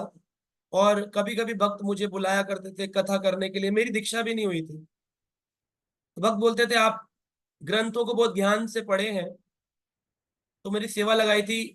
जो सेंटर्स होते हैं छोटे छोटे, नाम हटा, उन पर भेज दिया जाता था। बोले ये अच्छा बोलते हैं, इनको भेज दो, इन्होंने इन्होंने अच्छे से ग्रंथ पढ़ा हुआ है। तो मुझे भेजा जाता। तो उसमें से एक सेंटर चलाने वाले भक्त थे, वो बोले आप जानते हैं इनको, ये गोपाल कृष्ण महाराज हैं?" मैंने कहा अच्छा, मैं नहीं जानता हूँ। तो बोले कि चलो मैं तुम्हें मिला के लाता। तो ले गए, महाराज जप कर रहे थे, तो महाराज जी को प्रणाम किया, जब शुरू ही किया था महाराज। तो ये प्रणाम किया, तो महाराज के गले में एक राधा पार्थ की माला थी, गुलाब की, जो कि गुलाब की पंखुड़ियां जल्दी टूट जाती हैं। तो मैंने महाराज को पहली बार नजदीक से देखा, बिल्कुल महाराज जप कर रहे हैं जैसे नॉर्मल डिवोटी बैठते गद्दी के ऊपर, हाथ में दंड लिया है, जप कर रहे हैं। मैंने प्रणाम किया। तो महाराज बड़े प्रसन्न होकर मुझे पूछते हैं, are you a youth preacher, क्या तुम यूथ को प्रीचिंग करते हो? मुझे तो पता नहीं था यूथ प्रीचर क्या होता। मैं तो एक नामाटा सेंटर पे जाता, जॉब करता था। नामाटा सेंटर पे खाली संडे के दिन शिव जी के मंदिर होते हैं ना छोटे छोटे, उन मंदिरों में कथा गीता क्लास होती है, तो वहां पर मैं जाता था। 20-25 लोग आते थे, मैं कीर्तन करके गीता के बारे में बोल के आ जाता था। मुझे नहीं पता था इस्कॉन में दीक्षा क्या होती है और गुरु महाराज होते हैं, ऐसा कुछ नहीं पता। आजकल लोग बड़े टैलेंटेड होते हैं, सारा सर्च करके यूट्यूब से फिर किससे दीक्षा लेनी है तब आते हैं इस्कॉन में, फिर पूछते हैं हमें जिनसे दीक्षा लेनी है किससे लेनी है प्रभु जी बताइए, फिर भक्ति में आगे बढ़ेंगे। उसके बाद दीक्षा ले लेते हैं, गीता नहीं पढ़ते हैं। मैंने सन 2002 से 2006 तक 4 साल केवल इस्कॉन जूहू जाता था, इस्कॉन अहमदाबाद जाता था, क्योंकि मेरी जॉब ऐसी थी, मैं ट्रैवलिंग में था। तो मैं वहां प्रसाद पाता था, दर्शन करता था, ग्रंथ पढ़ता था। मैं किसी भक्त से नहीं मिलता था, सिर्फ ग्रंथ पढ़ता था। और मैंने प्रभुपाद जी के गीता और जो स्मॉल बुक्स हैं वो, भागवत नहीं पढ़ा था, लेकिन स्मॉल बुक्स जितनी भी हैं प्रभुपाद जी की, है ना, पूर्ण प्रश्न पूर्ण उत्तर, कृष्ण भावनामृत की ओर, एक कृष्ण भावनामृत की अनुपम भेंट, है ना, आत्म साक्षात्कार का विज्ञान, ऐसी पुस्तकें मैं ले जाता था जॉब के टाइम से निकाल के और अपने ऑफिस में बैठकर पढ़ता रहता। तो महाराज जी से मिला तो महाराज जी मुझे बोले, are you youth preacher? No Maharaj, I am a congregation devotee. कभी कभी नाम हटा पे लेक्चर की सेवा है, मैं जाता हूँ। तो जब मैंने बोला मैं लेक्चर की सेवा में जाता हूँ, महाराज बड़े प्रसन्न। महाराज बोले I want to give you my garland. पहली मीटिंग में मैं तुम्हें अपनी माला देना चाहता हूँ। तो मैं बड़ा खुश हुआ। मैंने कहा, नए नए भक्त होते हैं ना, पा करके खुश होते हैं, जब पुराने होते हैं असली भक्त बनते हैं, तब देकर खुश होते हैं, हम अपना कुछ देना चाहते हैं गुरु को। लेकिन जब नए होते हैं तो हम गुरु भोगी होते हैं, हम गुरु से चाहते हैं कि हमें मिले। और जब गुरु सेवक बनते हैं तब हम अपना देना चाहते हैं, हमें गुरु आपसे कुछ नहीं चाहिए, हम आपको अपना देना चाहते हैं। तो उससे मैं तो नया था, तो मैंने कहा हाँ हाँ मुझे माला चाहिए। आप देखो जितने लोग मंदिरों में माला के लिए भागते कौन लोग होते हैं, नए नए लोग होते हैं, हमें माला मिल जाए जल्दी, और हाथ उठाते हैं, माला माला माला मांगते रहते हैं। और जो पुराने भक्त होते हैं वो पीछे पीछे रहते हैं, वो माला वाला चिल्लाते नहीं, माला नहीं मांगते। क्योंकि माला की बड़ी जिम्मेदारी होती है। भगवान की माला को अगर जमीन में गिर गई, डस्टबिन में चली गई, तो व्यक्ति का सब कुछ गड़बड़ हो जाता है। उसका धन भी जाएगा, मन भी जाएगा और रोग भी आएंगे। तो उसको भगवान की माला को सुखाना चाहिए, मिट्टी में डालना चाहिए या संभाल के रखना चाहिए। लेकिन ऐसे नहीं करना चाहिए भगवान की बांके बिहारी की मालाएं ले लेके लोग लस्सियां पी के फेंक के डस्टबिन में चले जाते हैं। क्योंकि उनको आइडिया नहीं है ना, उनकी गलती नहीं, उनको बताने वाला कोई नहीं, शिक्षा देने वाला कोई। तो महाराज जी ने पहली मीटिंग में मुझे माला दी। तो जब मैं लेने लगा तो महाराज ने वापस ले ली। जब मैंने गर्दन आगे बढ़ाई तो महाराज ने वापस ले ली माला। मैं घबरा गया, मुझसे कोई गड़बड़ हो गई। महाराज बोले क्या तुम इसका ख्याल रख पाओगे? मैंने कहा जी महाराज रख पाऊंगा। महाराज बोले अगर रख पाओगे तो जाओ एक बैग लेके आओ, अब सुबह सुबह मंगल आरती में सब जप में लगे हैं, मंदिर में कौन बैग देगा? मैं भागा, फूल वाले होते हैं ना जो मंदिर में वहां पे, उनके पास गया, मैंने कहा एक पॉली बैग दे दो, तो उसने एक बैग दे दिया मुझे। फिर मैं लेकर ऊपर आया, मैं कहा महाराज जी बैग आ गया। तब महाराज ने हंस करके वो माला बैग में डाल दी और महाराज बोले इसका ख्याल रखना। सोचिए क्या टीचिंग्स है। लेकिन हम देखते हैं अभी हमारे को मालाएं मिलती है, हम ऐसे ही बांटते रहते हैं लोगों को, जैसे नेता लोग नहीं होते हैं। महाराज महाराज कहते थे everything in Krishna conscious transcendental, इसकी एक साइंस है, डू नॉट वेस्ट। और इसीलिए हम लोग उनको अपराध करते रहते हैं, हम फिर बाद में कहते हैं हमारी भक्ति अच्छी नहीं चल रही है, हमें प्रॉब्लम आ रही है, क्योंकि हम बहुत सारी चीजों का ध्यान नहीं रख रहे हैं। महाराज जब जपा करते हैं, मोबाइल का इस्तेमाल नहीं करते, वॉक करेंगे क्योंकि डॉक्टर ने बोला वॉक करना जरूरी है, तो महाराज डेली घड़ी लगाकर 1 आवर वॉक करते हैं। हम कभी कोई काम को घड़ी लगा कर किए? वॉक करेंगे 4 दिन, या तो 2 घंटे कर लें, किसी दिन 15 मिनट कर लें, किसी दिन सो ही जाएंगे, हमारा ऊपर नीचे चलता। महाराज जी का नियम था डेली वॉक। तो एक बार महाराज के साथ हम भक्त लोग परिक्रमा पे थे, यात्रा में, रथ यात्रा में गए थे। तो महाराज बोले मॉर्निंग वॉक पर जाना है, तो मॉर्निंग वॉक पर जाने लगे। तो महाराज से भक्तों ने कहा महाराज मॉर्निंग तो नहीं रही, अब तो आफ्टरनून हो गई है। महाराज बोले रूल इज अ रूल, मुझे वॉक करना रूल है तो करना है। 11:30 बजे धूप में कौन वॉक करता है? महाराज जी 11:30 बजे धूप में वॉक करने गए, और उसमें भी अनेक भक्तों के प्रश्नों के उत्तर देते जा रहे हैं, वॉक करते जा रहे हैं। तो अब देखते महाराज ने जो नियम लिया उस नियम को दृढ़ता से निभाया। जब करते वक्त जब बात नहीं करेंगे, मोबाइल नहीं देखेंगे, कोई कॉल नहीं लेंगे, किसी से बात नहीं करेंगे, सिर्फ जपा करते रहेंगे, और जवाब भी देंगे तो बोलेंगे हरे कृष्ण हरे कृष्ण हरे कृष्ण कृष्ण कृष्ण। बस हरे कृष्णा जब आएगा तब जोर से जो कोई बोलेगा हरे कृष्णा महाराज जी, हरे कृष्ण हरे कृष्ण, जप करते रहे, बोलेंगे। भक्त लोग महाराज की जो सेवक है बताते हैं महाराज जब तक जप नहीं कर लेते थे, डीटी वर्शिप नहीं कर लेते थे, तब तक अपना प्रसाद नहीं लेते थे। उन्होंने अपने लिए नियम बनाए थे, इसी कारण से इतने सारे रोग आ जाते थे। तो महाराज जी बहुत ज्यादा कंपैशनेट, दयालु भाव के। एक बार महाराज ईस्ट ऑफ कैलाश मंदिर में थे, तब मैं फुल टाइम डिवोटी बन गया था महाराज की कृपा से। मैंने अपनी नौकरी छोड़ दी थी और महाराज की इच्छा अनुसार सेवा में लग गया था। सन 2010 में मैंने फुल टाइम ज्वाइन किया था। 14 साल से ज्यादा हो गए फुल टाइम बने हुए। तब मैंने बहुत यंग अवस्था में अपनी नौकरी छोड़ने का डिसीजन लिया, जबकि मैं ग्रस्त था। तो महाराज ने मुझे कई बार समझाया था, देखो आगे जाके तकलीफ ना हो, अभी आप जो है ग्रस्त में जा रहे हैं। तो मैं ग्रस्त ज्वाइन किया था, मतलब ग्रस्त हुआ था, और मेरा बड़ा बेटा 1 वर्ष का था, 1 वर्ष का भी नहीं था, उससे भी कम था। आज दुनिया, जब बच्चे होते हैं तो नौकरी डबल करते हैं, एक्स्ट्रा करते हैं, बोले अभी बच्चे आ गए, जिम्मेदारी आ गई, ग्रस्त आ गए।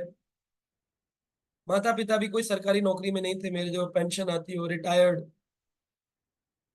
परिवार। लेकिन मैंने फिर भी महाराज से कहा महाराज मेरी बहुत इच्छा है कि मैं प्रचार की सेवा करना चाहता हूँ। मैं ऐसे अपना जीवन कंप्यूटर लैपटॉप के आगे उस ऑफिस में नहीं गुजारना चाहता, क्योंकि कई दिन गुजर जाते हैं महाराज मुझे सूरज देखे हुए। मैं 3-3 दिन तक ऑफिस में काम करता हूँ, कंप्लीटली एयर कंडीशनड है, 2,500 लोग मेरी ऑफिस में है, 250 लोग मुझे रिपोर्ट करते हैं। महाराज मैं लैपटॉप के आगे मर जाऊंगा। महाराज मुझे घुटन, महाराज ने हंसने लगे, महाराज बोले अभी तो तुम 29 साल के हो केवल। मैंने कहा महाराज लेकिन मुझे ऐसा लगता है मैं मर जाऊंगा।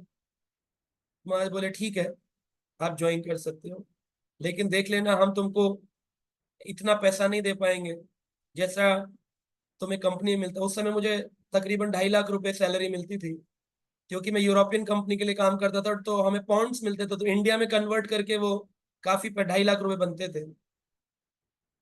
तो यूरोज में हमें आता था पैसा, बोनस आता था, monthly bonus, try monthly bonus, बहुत सारी चीजें मिलती थी। आने जाने के लिए गाड़ी, खाने के लिए कैंटीन होती थी, लेकिन मैं खाता नहीं था क्योंकि हम प्रसाद खाते थे। तो महाराज मैंने बोला, महाराज हंसते रहते थे, महाराज बोले नहीं नहीं, प्रचार करना है तो ठीक है, लेकिन हम तुमको इतनी हाई सैलरी नहीं दे सकते। मैंने कहा, महाराज मुझे सैलरी नहीं चाहिए, आपकी कृपा चाहिए। महाराज बोले नहीं, हम थोड़ा बहुत तो आपको सेवा में हेल्प करेंगे, लेकिन ज्यादा कुछ नहीं। मैंने कहा ठीक है महाराज। महाराज बोले ठीक है, आप पूछ लेना भक्तों से, थोड़ा बहुत करेंगे। तो मैंने सोचा भाई, एक व्यक्ति 2.5 लाख रुपए छोड़ करके आ रहा है, तो थोड़ा बहुत कितना होता है, आदमी अंदाजा लगाएगा, इतना तो होगा, इतना तो। बाद में पता चला, वो बोलते हैं हम 20,000 से ज्यादा तुमको नहीं दे पाएंगे। एक व्यक्ति की जिम्मेदारियां इतनी सारी हैं, लेकिन फिर भी मैंने वो सोचा नहीं। मैंने कहा महाराज जी ने जो बोला है, करना है तो करना है।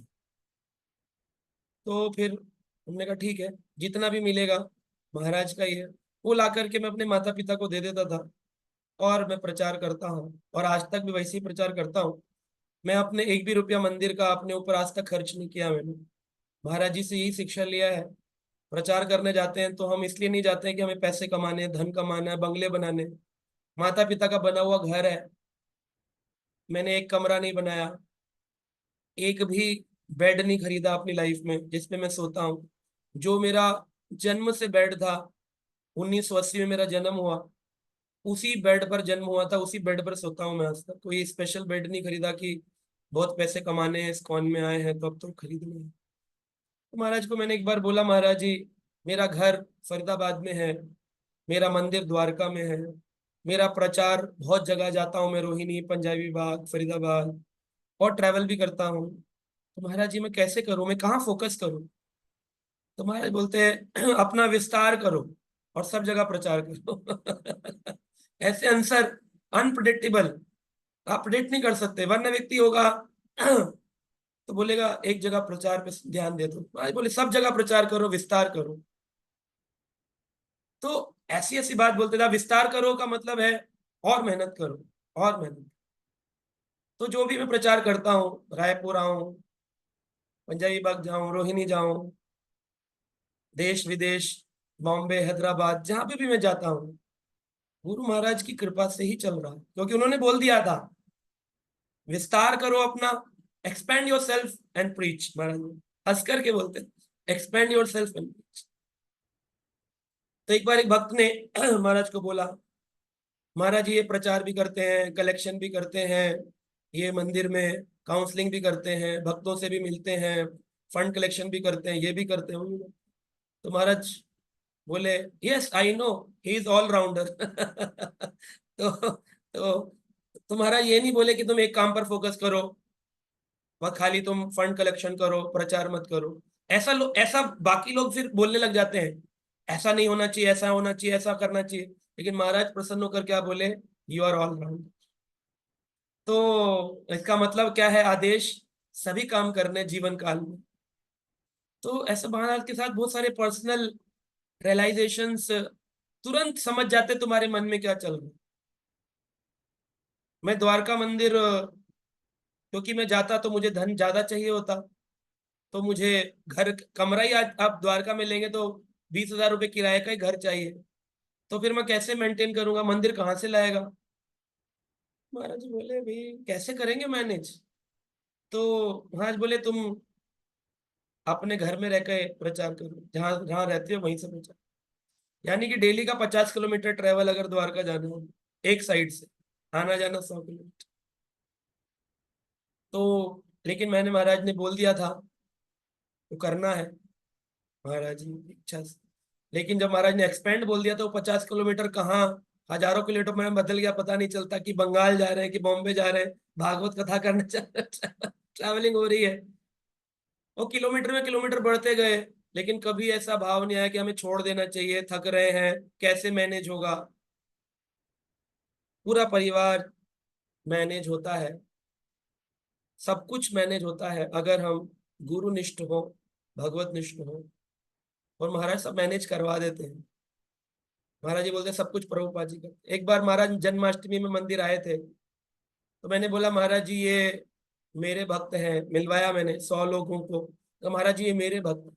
महाराज जी ने मेरा हाथ पकड़कर बोला, ये नहीं कहा वो मेरे भक्त हैं, ये बोलो हमारे भक्त हैं। मेरे का भाव नहीं आना चाहिए। देखिए कितनी सूक्ष्म टीचिंग्स। तो हमें तो बहुत डांट भी पड़ती थी महाराज से, कुछ नहीं कर रहे हो तुम लोग, आलसी हो तुम लोग, ऐसे करके महाराज बोल देते थे, क्योंकि प्रेम करते थे। नए लोगों को मिलवाने ले जाओ तो महाराज इतने प्रेम से बात करते थे, उनकी गड़बड़ बात पर भी महाराज कहते थे ओके ओके नो प्रॉब्लम। मैं कभी कभी सोचता था महाराज आप नो प्रॉब्लम कह देते हैं, वो लोग तो इतना गड़बड़ कर रहे हैं और हम तो पूरी सेवा करते हैं, मतलब ये नहीं कंपटीशन कंपैरिजन नहीं किया, लेकिन ऐसे बोला महाराज इतनी गड़बड़ किया आपने, नो प्रॉब्लम। महाराज बोले अगर उनको मैं डांटूंगा तो वो जुड़ नहीं पाएंगे, तो इसका मतलब है जो मैं तुम्हें डांट रहा हूं तो मुझे पता है कि तुम छोड़कर नहीं जाओगे तो तुम डांट सीखो। तो यानी गुरु तभी डांटता है जब विश्वास होता है मेरा भक्त मुझे छोड़कर, तो इसलिए गुरु की डांट जो है वो बड़ी महत्वपूर्ण होती है। तो मैं बड़ा प्रसन्न होता था जब ये बात समझ में आई कि गुरु जी डांट रहे हैं, इसका मतलब वो मुझे मान लिए हैं कि मैं उनका हूं, अपना। या अपना मान लेंगे तो डांटेंगे। हम अपने बच्चों को डांटते कि पड़ोसी के बच्चे को, पड़ोसी का बच्चा फेल हो जाए तो हम मोटिवेट करेंगे, कोई बात नहीं होता है, हतोत्साहित नहीं होना चाहिए, कोई बात नहीं अगली बार ट्राई कर लेना। अपना फेल हो जाए तो लाठी लेके मारेंगे, क्यों भाई? क्योंकि अपना है। तो अगर गुरु से डांट पड़े ना तो खुश होना चाहिए कि अपना मान लिए इसलिए डांट रहे हैं, अपना। तो डांटते थे। मैंने महाराज को एक बार प्रणाम किया तो उनके विग्रह थे इधर, महाराज जी बोले तुमको प्रणाम करने की अकल नहीं है। मैं घबरा गया, प्रणाम ही तो किया, दंडवत लेटा हूं पूरा का पूरा। महाराज बोले तुम्हारे पैर मेरे विग्रह की ओर जा रहे हैं, इधर की तरफ प्रणाम, अगेन डू प्रणाम फिर दोबारा किया, मैं कहा आई एम सो सॉरी महाराज। महाराज बोले यूज योर इंटेलिजेंस, अपना बुद्धि याद याद यूज किया कर। तो देखो, और उसके बाद इतने सारे शिष्य जो मैं मिलवाने ले गया था सबने ऐसे ही किया, किसी को नहीं बोले तो महाराज का बड़ा अद्भुत प्रेम मिला है, सेवाओं में लगाया महाराज ने। तो मैं यही प्रार्थना करूंगा महाराज के चरणों में कि महाराज को हमेशा जब तक रहूं प्रचार कार्य की सेवा करता रहूं। महाराज मुझे मिलते थे तो अभी रिसेंटली जब मैं पिछले 2016 से भागवत कथा कर रहा हूँ सप्ताह, तो महाराज मिलते थे, मुझसे पूछते थे तुम्हारी कथा कैसी चल रही है, कहाँ कहाँ कर रहे हो। मैं बताता यहाँ महाराज यहाँ महाराज। महाराज बड़े खुश होते, महाराज पीठ पे हाथ लगा कहते थे Prabhupada is very happy from you, Prabhupada तुमसे बहुत खुश है। मैंने कहा महाराज आप खुश हैं? महाराज कहते डोंट आस्क इररिलेवेंट क्वेश्चंस उल जुलूल प्रश्न मत पूछा करो जब प्रभुपाद खुश है तो मैं भी खुश हूँ तो महाराज जी बड़े प्रसन्न होकर जवाब देते थे। तो महाराज ने एक बार मुझे बोला, हमारे कुछ भक्त बॉम्बे रहते हैं, कुछ कहीं कहीं मिलते रहते थे महाराज से, तो बताते थे हम प्रशांत मुकुंद प्रभु से जुड़े हैं, ऑनलाइन ऐसे जुड़े हैं, उनसे सुनते हैं। तो महाराज मुझे बोलते तुम्हारे शिष्य गण तो हर जगह मिलते हैं मेरे को। मैंने कहा मेरे थोड़ी शिष्य हैं, आप ही के शिष्य हैं, मैं तो केवल आपका बताया हुआ रिपीट कर रहा हूँ। तो महाराज मुस्कुरा के कहते थे ओके कीप प्रीचिंग, प्रचार करते रहो। तो यानी जो भी कुछ किया है महाराज की इच्छा से, उनकी कृपा से, उनकी शक्ति से हुआ। ऐसे हजारों इंसिडेंट्स हैं, टाइम कम है इसलिए मैंने उनको संक्षिप्त में बताया, वरना विस्तार से लीलाएं सुनाए तो एक, जैसे प्रभुपाद लीला अमृत है, से गुरु महाराज लीला अमृत हो सकता है पूरा व्याख्यान। बहुत सारे अनेकों अनेकों अनुभव, महाराज के साथ जगन्नाथ रथ यात्राओं में जाना, महाराज के साथ वेलकम वीआईपी डोनर्स की प्रीचिंग करना, और डेली अपडेट करना होता था हमें महाराज को। तो मुझे महाराज का बहुत पर्सनल संग, मेरे दोनों बच्चों का नामकरण महाराज की गोदी में हुआ, उनके दोनों का अन्नप्राशन महाराज की गोदी में हुआ। तो एक बार मैंने एक भक्त से बोला, मैंने कहा महाराज जी ने दोनों बच्चों को दीक्षा देंगे कि नहीं, पता नहीं दीक्षा के काल तक महाराज रहेंगे कि नहीं रहेंगे इन बच्चों के। तो बोले क्या नाम है आपके बच्चों के? मैंने कहा बड़े का आदि कृष्ण दास, छोटे का गौर कृष्ण दास। बोले आप मूर्ख हो क्या? मैंने कहा क्यों? करे अरे दे तो दिया आपके महाराज ने, आपके बच्चों को नाम दिया है, और क्या होती है दीक्षा में, नाम ही तो बदलते हैं, दोनों को सेवक बनाया है कृष्ण का, इतनी कृपा पाकर खुश नहीं हो? तो मैंने कहा अरे वो तो है, लेकिन 16 माला जप करके जो दीक्षा मिलती है वो वाली। तो हम लोग है ना, हम लोगों को बहुत इच्छाएं रहती हैं, लेकिन महाराज ने बड़ी कृपा करी है। और कितने प्रेम से अपनी गोदी में बिठा बिठा कर बच्चों को नामकरण करना, उनका उनको प्रसाद खिलाना, अन्न प्रसन्न संस्कार करना, और हमेशा पूछना तुम्हारी फैमिली ठीक है, जिसको मिलते जहां मिलेंगे। अभी महाराज रोहिणी मंदिर की ओपनिंग हुई थी रामनवमी पे, मैं गया था उधर। महाराज की तबीयत ठीक नहीं थी, फिर भी महाराज ने मुझे देखा और पूछा, लास्ट मीटिंग जो हुई मेरी महाराज जी से फिजिकल, हाँ बोले आप ठीक हो? मैं कहा महाराज ऑल योर ब्लेसिंग्स। मैंने कहा महाराज बाय योर ब्लेसिंग्स, अभी प्रीचिंग काफी बढ़ रही है यूट्यूब के माध्यम से और जूम के ऊपर, और हमसे प्रचार करें। तो महाराज मुस्कुरा कर कहते हैं, increase your social media presence, अपने सोशल मीडिया प्रेजेंस और बढ़ाओ और प्रचार करो। तो ये सब महाराज की कृपा से ही होता है। सदा महाराज हमारी स्मृति में रहेंगे और हम उनकी आज्ञा अनुसार सेवा करते रहेंगे। आप सबक मुझे आशीर्वाद दें, मैं उनकी इच्छाओं को पूर्ण कर सकूं। उस भागवत कथा जो मैंने बीड़ा उठाया है, वो मैं अपने आजीवन काल तक उस भागवत कथा का प्रचार समस्त लोगों को यथारूप, जैसा प्रभुपाद जी का है, बिना मिश्रण के उसका प्रचार करता हूँ। ठीक है, तो मैं वहीं पे विराम दूंगा। हरे कृष्ण। हरे कृष्णा। बहुत बहुत धन्यवाद प्रभु जी का। आपके चरणों में कोटि आपकी कोटि आवाज नमन कम आ रही है विनम्र। माधवाचार्य प्रभु। हरे कृष्णा। जी अभी क्लियर है प्रभु जी? जी जी जी। मैं बहुत बहुत धन्यवाद प्रभु जी का, जो इतना समय दिया प्रभु जी ने, और अपने गुरु हिज होलीनेस गोपाल कृष्ण गोस्वामी जी की ग्लोरीज और महत्व, गुरु का इम्पोर्टेंस, गुरु की जो कृपा है उसका इम्पोर्टेंस बताया प्रभु जी ने। और बहुत बहुत धन्यवाद। तो अगर किसी का प्रश्न है तो हम ले सकते हैं, कोई प्रश्न पूछना चाहे तो प्लीज, लेकिन ज्यादा समय नहीं है।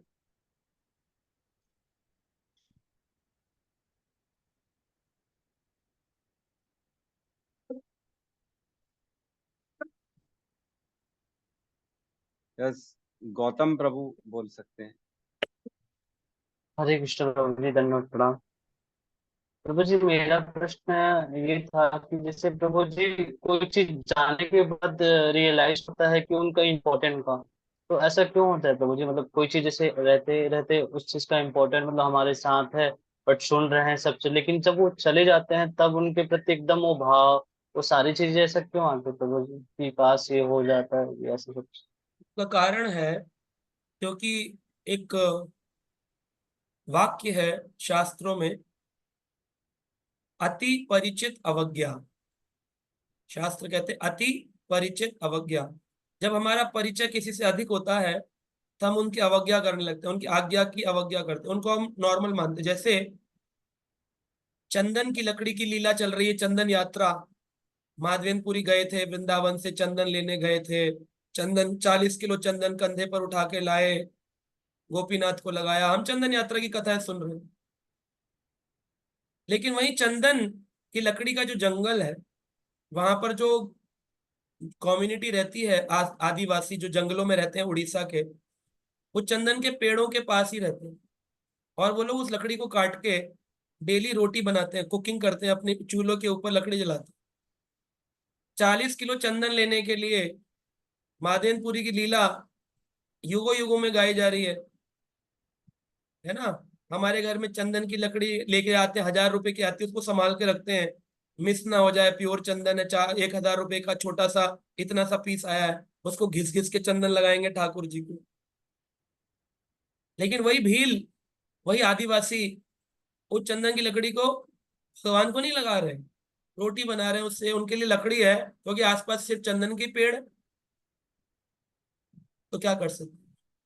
तो इस प्रकार से इसको कहते हैं अति परिचित अवज्ञा। जब कोई व्यक्ति साधारणता हमें मिल जाता है ना, तो उसकी अवज्ञा चालू होती है। इसीलिए कोई भी चीज भगवान एक भक्त को बड़ी मुश्किल से देते हैं, क्योंकि भगवान चाहते हैं कि हर व्यक्ति को उस वक्त उस वस्तु की, उस व्यक्ति की इंपॉर्टेंस आजीवन बनी रहे। लेकिन कई चीज, जैसे बहुत पैसे वाले लोग होते हैं, तो हम देखते हैं कि वो तो देवी देवता की पूजा भी नहीं करते, मांस खा रहे हैं, मदिरा पी रहे हैं, बड़े आराम से इनके पास बंगला गाड़ियां सब कुछ है। ये कैसे हो रहा है? तो भक्त लोग प्रश्न पूछते हैं इनको। तो भगवान चाहते हैं अति परिचित अवज्ञा हो, इनको सब कुछ मिल जाए और फिर ये गिरे, इसी संसार में रहे। तो अति परिचित होने पर, जब हम ज्यादा किसी को जान रहे होते हैं, साधारण तारे महाराज जी तो हैं, दिल्ली मंदिर में है, जब भी जाएंगे मिल लेंगे उनसे, महाराज जी तो कंपैशनेट है, सबसे मिल लेते हैं, हाँ है, हम भी लेंगे, सोचेंगे दीक्षा लेंगे। आदमी की विचार, उस आदिवासी का विचार ही नहीं जाता कि चंदन की लकड़ी घिस कर ठाकुर जी को लगा दूं तो मेरे जन्म मृत्यु का चक्र मुक्त हो जाएगा। उसको ये बुद्धि ही नहीं आती।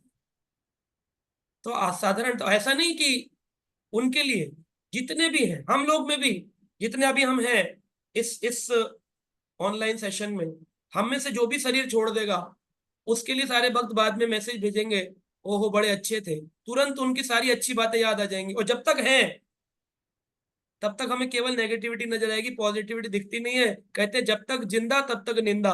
अरे माधवाचार्य प्रभु का तो इतना क्या ही बताएं, पता नहीं दीक्षा लेके अपने आप को क्या समझ रहे हैं, पता नहीं क्या ही ले लिया। बहुत सारे, अरे तमाल कृष्ण प्रभु का तो क्या कहना, बेस के क्या इंचार्ज बन गए, मालिक मानते हैं, हमने तो जाना ही छोड़ दिया मंदिर में, हम तो जाते नहीं उनके कारण। अभी समझ नहीं आएगा इन लोगों की महिमा, लेकिन जब ये संसार में ना हो, या ये आपके सेंटर से कहीं दूर भेज दिए जाए अमेरिका प्रचार करने के लिए, और फिर जब इनका विरह उत्पन्न होगा तब लगेगा, कोई दूसरा आएगा कह रहे पहले वाले ही ज्यादा अच्छे थे वो बहुत अच्छे थे, अरे ये कौन आ गया भाई। तो ऐसा होता है, अति परिचित अवज्ञा। इसलिए अपने वैष्णवों से, अपने गुरुजनों से, अपने शिक्षा गुरु से हमें कभी भी फॉर्मल सोच नहीं रखनी चाहिए, हमेशा उन लोगों के प्रति सोचना चाहिए। बड़ी दुर्लभ, मैंने बताया, दुर्लभो मानुषो जन्मो देहि नाम क्षणभंगुरा तत्रापि दुर्लभो मन्यो वैकुंठ प्रिय दर्शनम। भक्तों का दर्शन पाने के लिए संसार सब त्याग देना चाहिए। और आपको मैंने खुद शेयर किया, मैंने अपनी अच्छी खासी नौकरी, ऐसा नहीं था, मुझे इस्कॉन में बहुत सारे लोग मिले जो बोलते हैं हमारे पास जॉब नहीं थी, हम इस फिर सेवा में लग गए। मेरे पास, मैंने 3 महीने अपना नोटिस दिया कि मेरा क्लाइंट यूरोप से रोने लगा, बोला आप चले जाएंगे कंपनी का लॉस हो जाएगा, बंद हो जाएगी, आपको पता है आपने इस प्रोसेस को स्टार्ट किया था, डू नॉट लीव, हम आपको डबल पैकेज देने को तैयार हैं। लेकिन मैंने कहा ये मौका दोबारा नहीं मिलेगा प्रचार करने का, हरि कथा करने का, दूसरा जन्म मिलेगा मनुष्य का। और आज मैं महसूस करता हूँ कि मैं 14-15 साल फुल टाइम होके प्रचार कर पाया। जॉब में होता तो कैसे प्रचार करता, नहीं हो पाता है। जो कर रहे होते हैं उनको बड़ा स्ट्रगल होती है। वो प्रचार क्या, छोटा मोटा संडे को सेंटर पे जाकर एक लेक्चर दे देना, उससे प्रचार नहीं होता है। कभी कोई सोमवार को बुलाएगा, कोई मंगलवार को बुलाया, किसी के घर में डेथ होगी, किसी के घर में बर्थडे होगा, कैसे जाओगे, ट्रैवल करोगे लोगों के पास, अपनी नौकरी देके, अपना घर देके। और फिर ऐसे लीडर्स को बड़ा दुख दुख झेलना पड़ता है, बेचारे कर नहीं पाते इंपॉर्टेंट प्रीचिंग। छोटी मोटी होती है, छोटी छोटी होती है कि 10 लोग हमने जोड़ दिए, उनको माला कराते हैं, प्रसाद खाते हैं साथ में मिलके, इतना हो जाता है। लेकिन आप चाहें कि एग्जाम्पलरी प्रीचिंग कर पाए, आप कुछ रिवॉल्यूशन ला पाए, उसके लिए आपको त्याग करने पड़ते हैं। नहीं। तो समय बहुत इंपॉर्टेंट है, इसमें हमें जो लोग मिले हैं उनको करबद्ध होकर के, तमाल कृष्ण प्रभु भाई आपके चरण में छोड़ूंगा नहीं, चाहे आप मुझे डंडे मारेंगे मैं छोड़ के नहीं जाऊंगा। माधवाचार्य प्रभु आपकी गीता क्लास में छोड़ूंगा नहीं, चाहे आप मुझे कभी भी रिमूव कर देंगे मैं दोबारा ज्वाइन कर लूंगा। ऐसे करके जब हम अपने समय का सदुपयोग करेंगे ना, उसका फिर फल मिलता है। आज मैं अगर नौकरी कर रहा होता तो शायद आप मुझे मॉर्निंग में बुलाकर महाराज के बारे में ना सुनना चाहते, क्योंकि फिर आप सोचते ये तो हमारे जैसे ही है ना।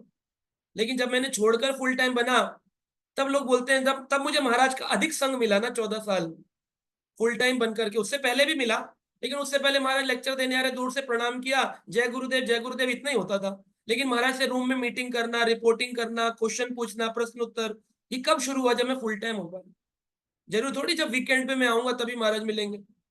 तो हमें कुछ चीज पाने के लिए कुछ खोना पड़ता है। तो आज हमें सेंटर के जो भक्त मिले, एटलीस्ट उन भक्तों को कम से कम हफ्ते में एक दिन तो अपने रिश्तेदारी, अपना घूमना फिरना, मॉल मार्केट छोड़कर सारा दिन सेंटर पे मंदिर में सेवा करनी चाहिए। कि भाई आप संडे सैटरडे तो बस अब भगवान का हो, अब मेरा परिवार है तो मैं मंडे टू फ्राइडे परिवार का हूँ, या शनिवार का हूँ, संडे संडे या सैटरडे संडे मैं केवल और केवल सुबह मंगल आरती से लेके रात के 8 बजे तक भगवान का हूँ। सेंटर में सब्जी काटनी है, भक्तों को प्रचार करने जाना है, लेक्चर देने जाना है, कीर्तन करने जाना है, पद यात्रा निकालनी है, we should go. Otherwise Prabhupada ji के समय में जब ग्रस्ता होते थे ना, तो प्रभुपा जी ये नहीं बोलते थे ग्रस्त लोग बाहर रहो, जो करना है करो, कभी कभी मंदिर आओ। अभी इस्कॉन बड़ा हो गया, उस समय प्रभुपा जी बोलते थे फुल टाइम का मतलब मंदिर में आके रहो, बस कहीं नहीं जाना। यही यहाँ फुल टाइम डिवोटी मतलब आ जाओ मंदिर में, उन्हीं को दीक्षा मिलेगी, फुल टाइम बन जाएंगे, आ जाएंगे मंदिर में आ जाएंगे। तो देखो ऐसा वो होता था। तो वैसा अगर हम, इसीलिए हमें विरह उत्पन्न हो रहा है। और मेरे एक भक्त बोल रहा था, दीक्षित महाराज जी सिद्ध पुरुष थे ना, मैंने कहा अभी समझ में आ रहा है क्या, पहले नहीं समझते क्या। बोले नहीं, इतनी महिमा सुनी महाराज की, इतने लोग गुण गा रहे हैं। मैंने कहा तो तुम इसीलिए वेट कर रहे थे क्या कि गुण गाएंगे तब समझेंगे, अपने गुरु को खुद नहीं समझे थे।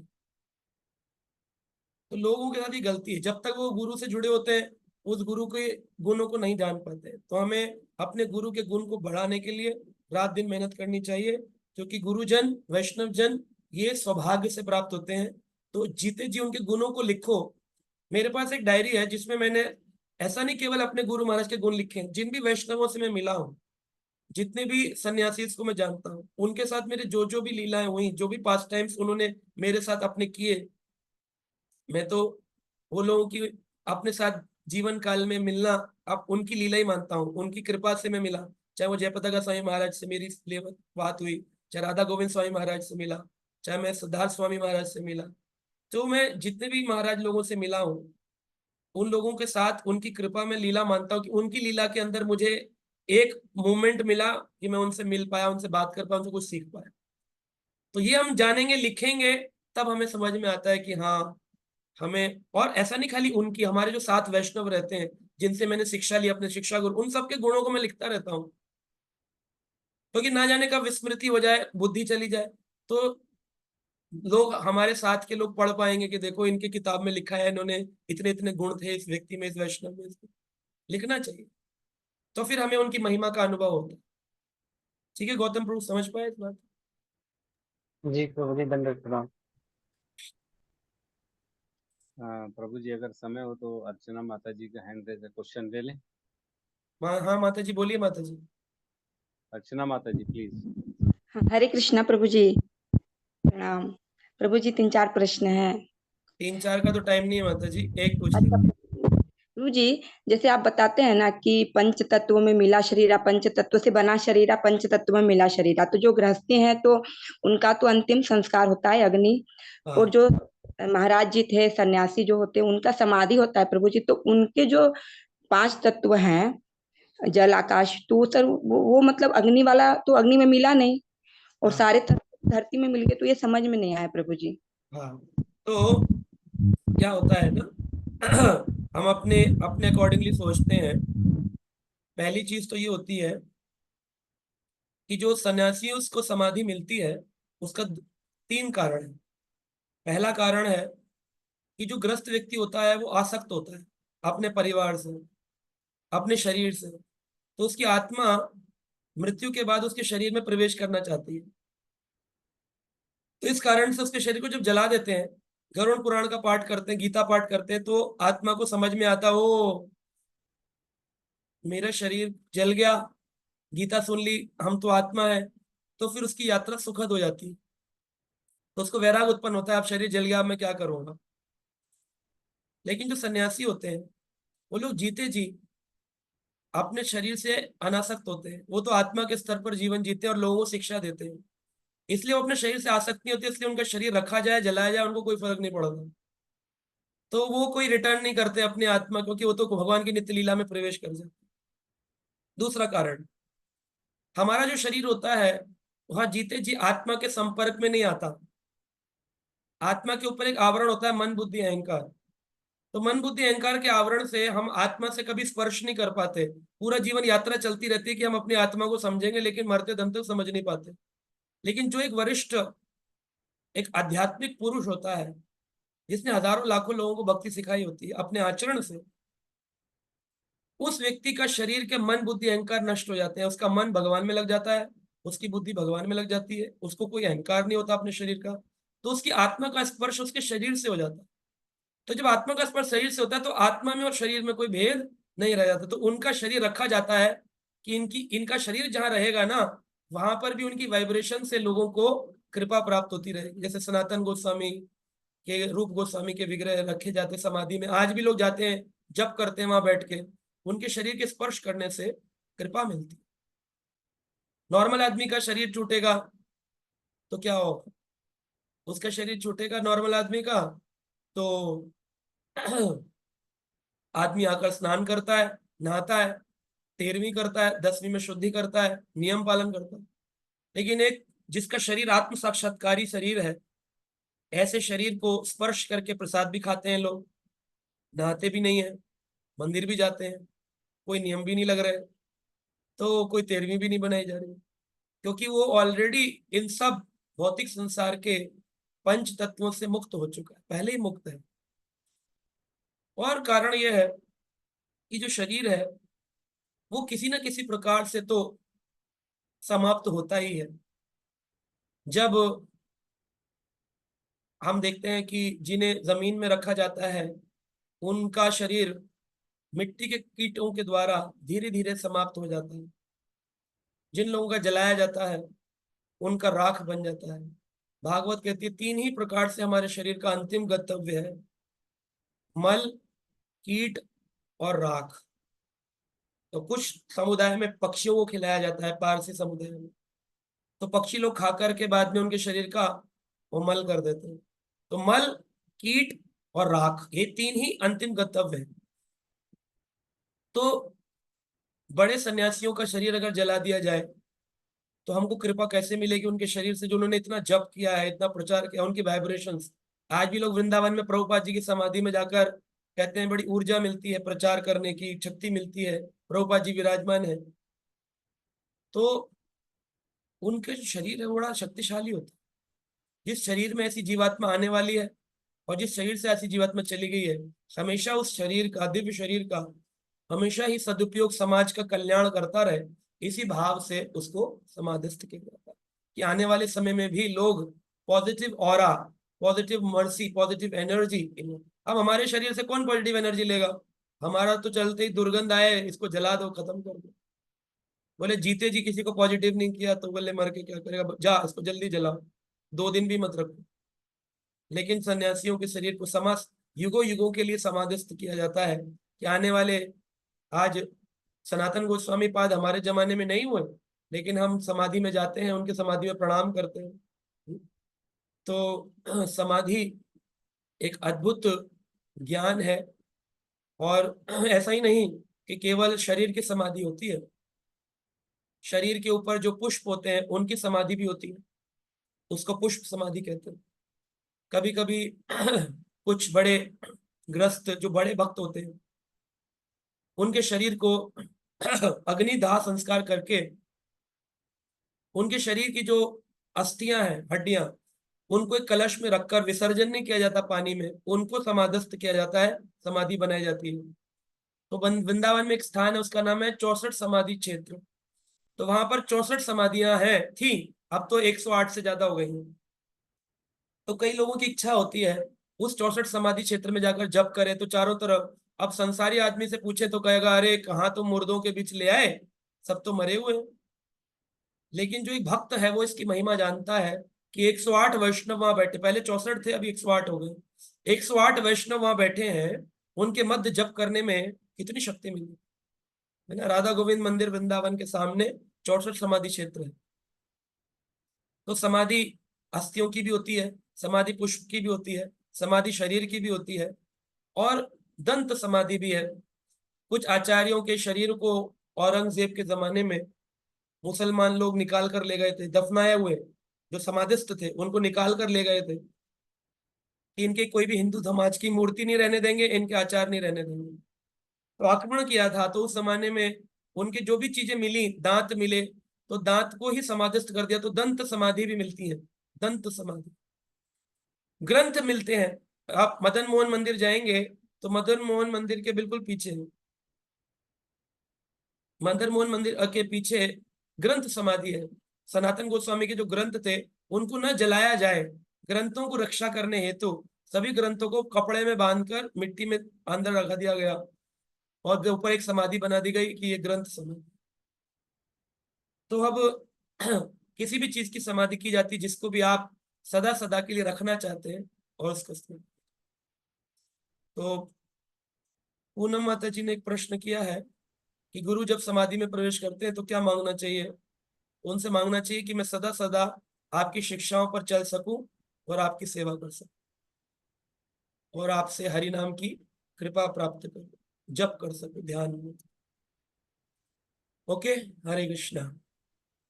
बहुत बहुत धन्यवाद प्रभु जी, आपने इतना समय दिया, मार्गदर्शन दिया और इतनी अच्छे pastimes his holiness Gopal Krishna Goswami Maharaj के बताए हमारे को। और मैं विनती करूंगा इस ग्रेस तमाल कृष्ण प्रभु जी से कि एक बार वो जो है अपना कुछ कहें तो फिर हम क्लोज करें आज के सेशन को। Thank you so much Madhavacharya Prabhu. बहुत बहुत धन्यवाद प्रशांत मुकुंद प्रभु जी का।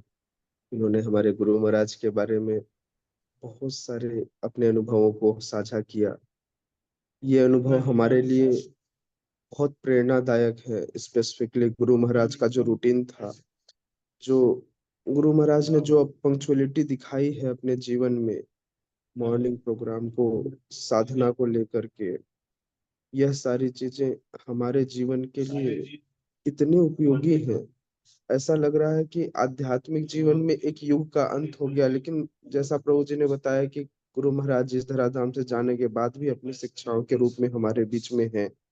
यह सबसे बड़ा चीज है, हमें यह सीखना चाहिए। हृदय आज बहुत कष्ट में है, लेकिन उसके बाद भी इस बात का कहीं ना कहीं सेटिस्फेक्शन है कि प्रभु जी जैसे शिक्षा गुरु बहुत सारे हमारे वरिष्ठ भक्त हैं जो गुरु महाराज की शिक्षाओं को अपने हृदय में लेकर के और अपने जीवन में परिलक्षित करते हैं, तो हम इनसे सीख सकते हैं। पुनः बहुत हृदय से धन्यवाद प्रभु जी का कि प्रभु जी हमारे बीच में आए। बहुत बहुत धन्यवाद प्रभु जी। मैं सदैव आपका ऋणी हूँ और आपके इन शब्दों के लिए मैं सदैव आपका आभारी रहूंगा। हरे कृष्ण। धन्यवाद, बहुत बहुत धन्यवाद। हरे कृष्ण। सभी भक्तों की जय। यदुनस गोपाल कृष्ण गोस्वामी महाराज की जय। एसी भक्ति वेदांत स्वामी श्रील प्रभुपाद की, कौन रायपुर भक्त वृंद की जय। थैंक यू प्रभु जी, बहुत बहुत धन्यवाद। और मैं तो अपने आप को बहुत लकी मानता हूँ जो आपका हमेशा मेरे ऊपर हाथ रहता है और आपकी शिक्षाएं, आपका साथ बना रहे, ऐसी कामना करते हैं। और बहुत बहुत धन्यवाद सभी भक्तों का जो आज आए, और सब मिलके एक बार लास्ट में हरे कृष्ण महामंत्र बोल के आज का सेशन क्लोज करते हैं। बहुत बहुत धन्यवाद। हरे कृष्णा कृष्णा हरे कृष्णा कृष्णा कृष्णा हरे हरे हरे राम हरे राम राम राम हरे हरे। सभी भक्त वृंद की जय। हिज ग्रेस प्रशांत मुकुंद प्रभु की जय। हिज ग्रेस तमाल कृष्ण प्रभु जी की जय। प्रभुपाद की जय। जय निताई गौर गौर प्रेमानंदे। प्रेमानंदे। हरि बोल। हरि हरि हरि हरि हरि।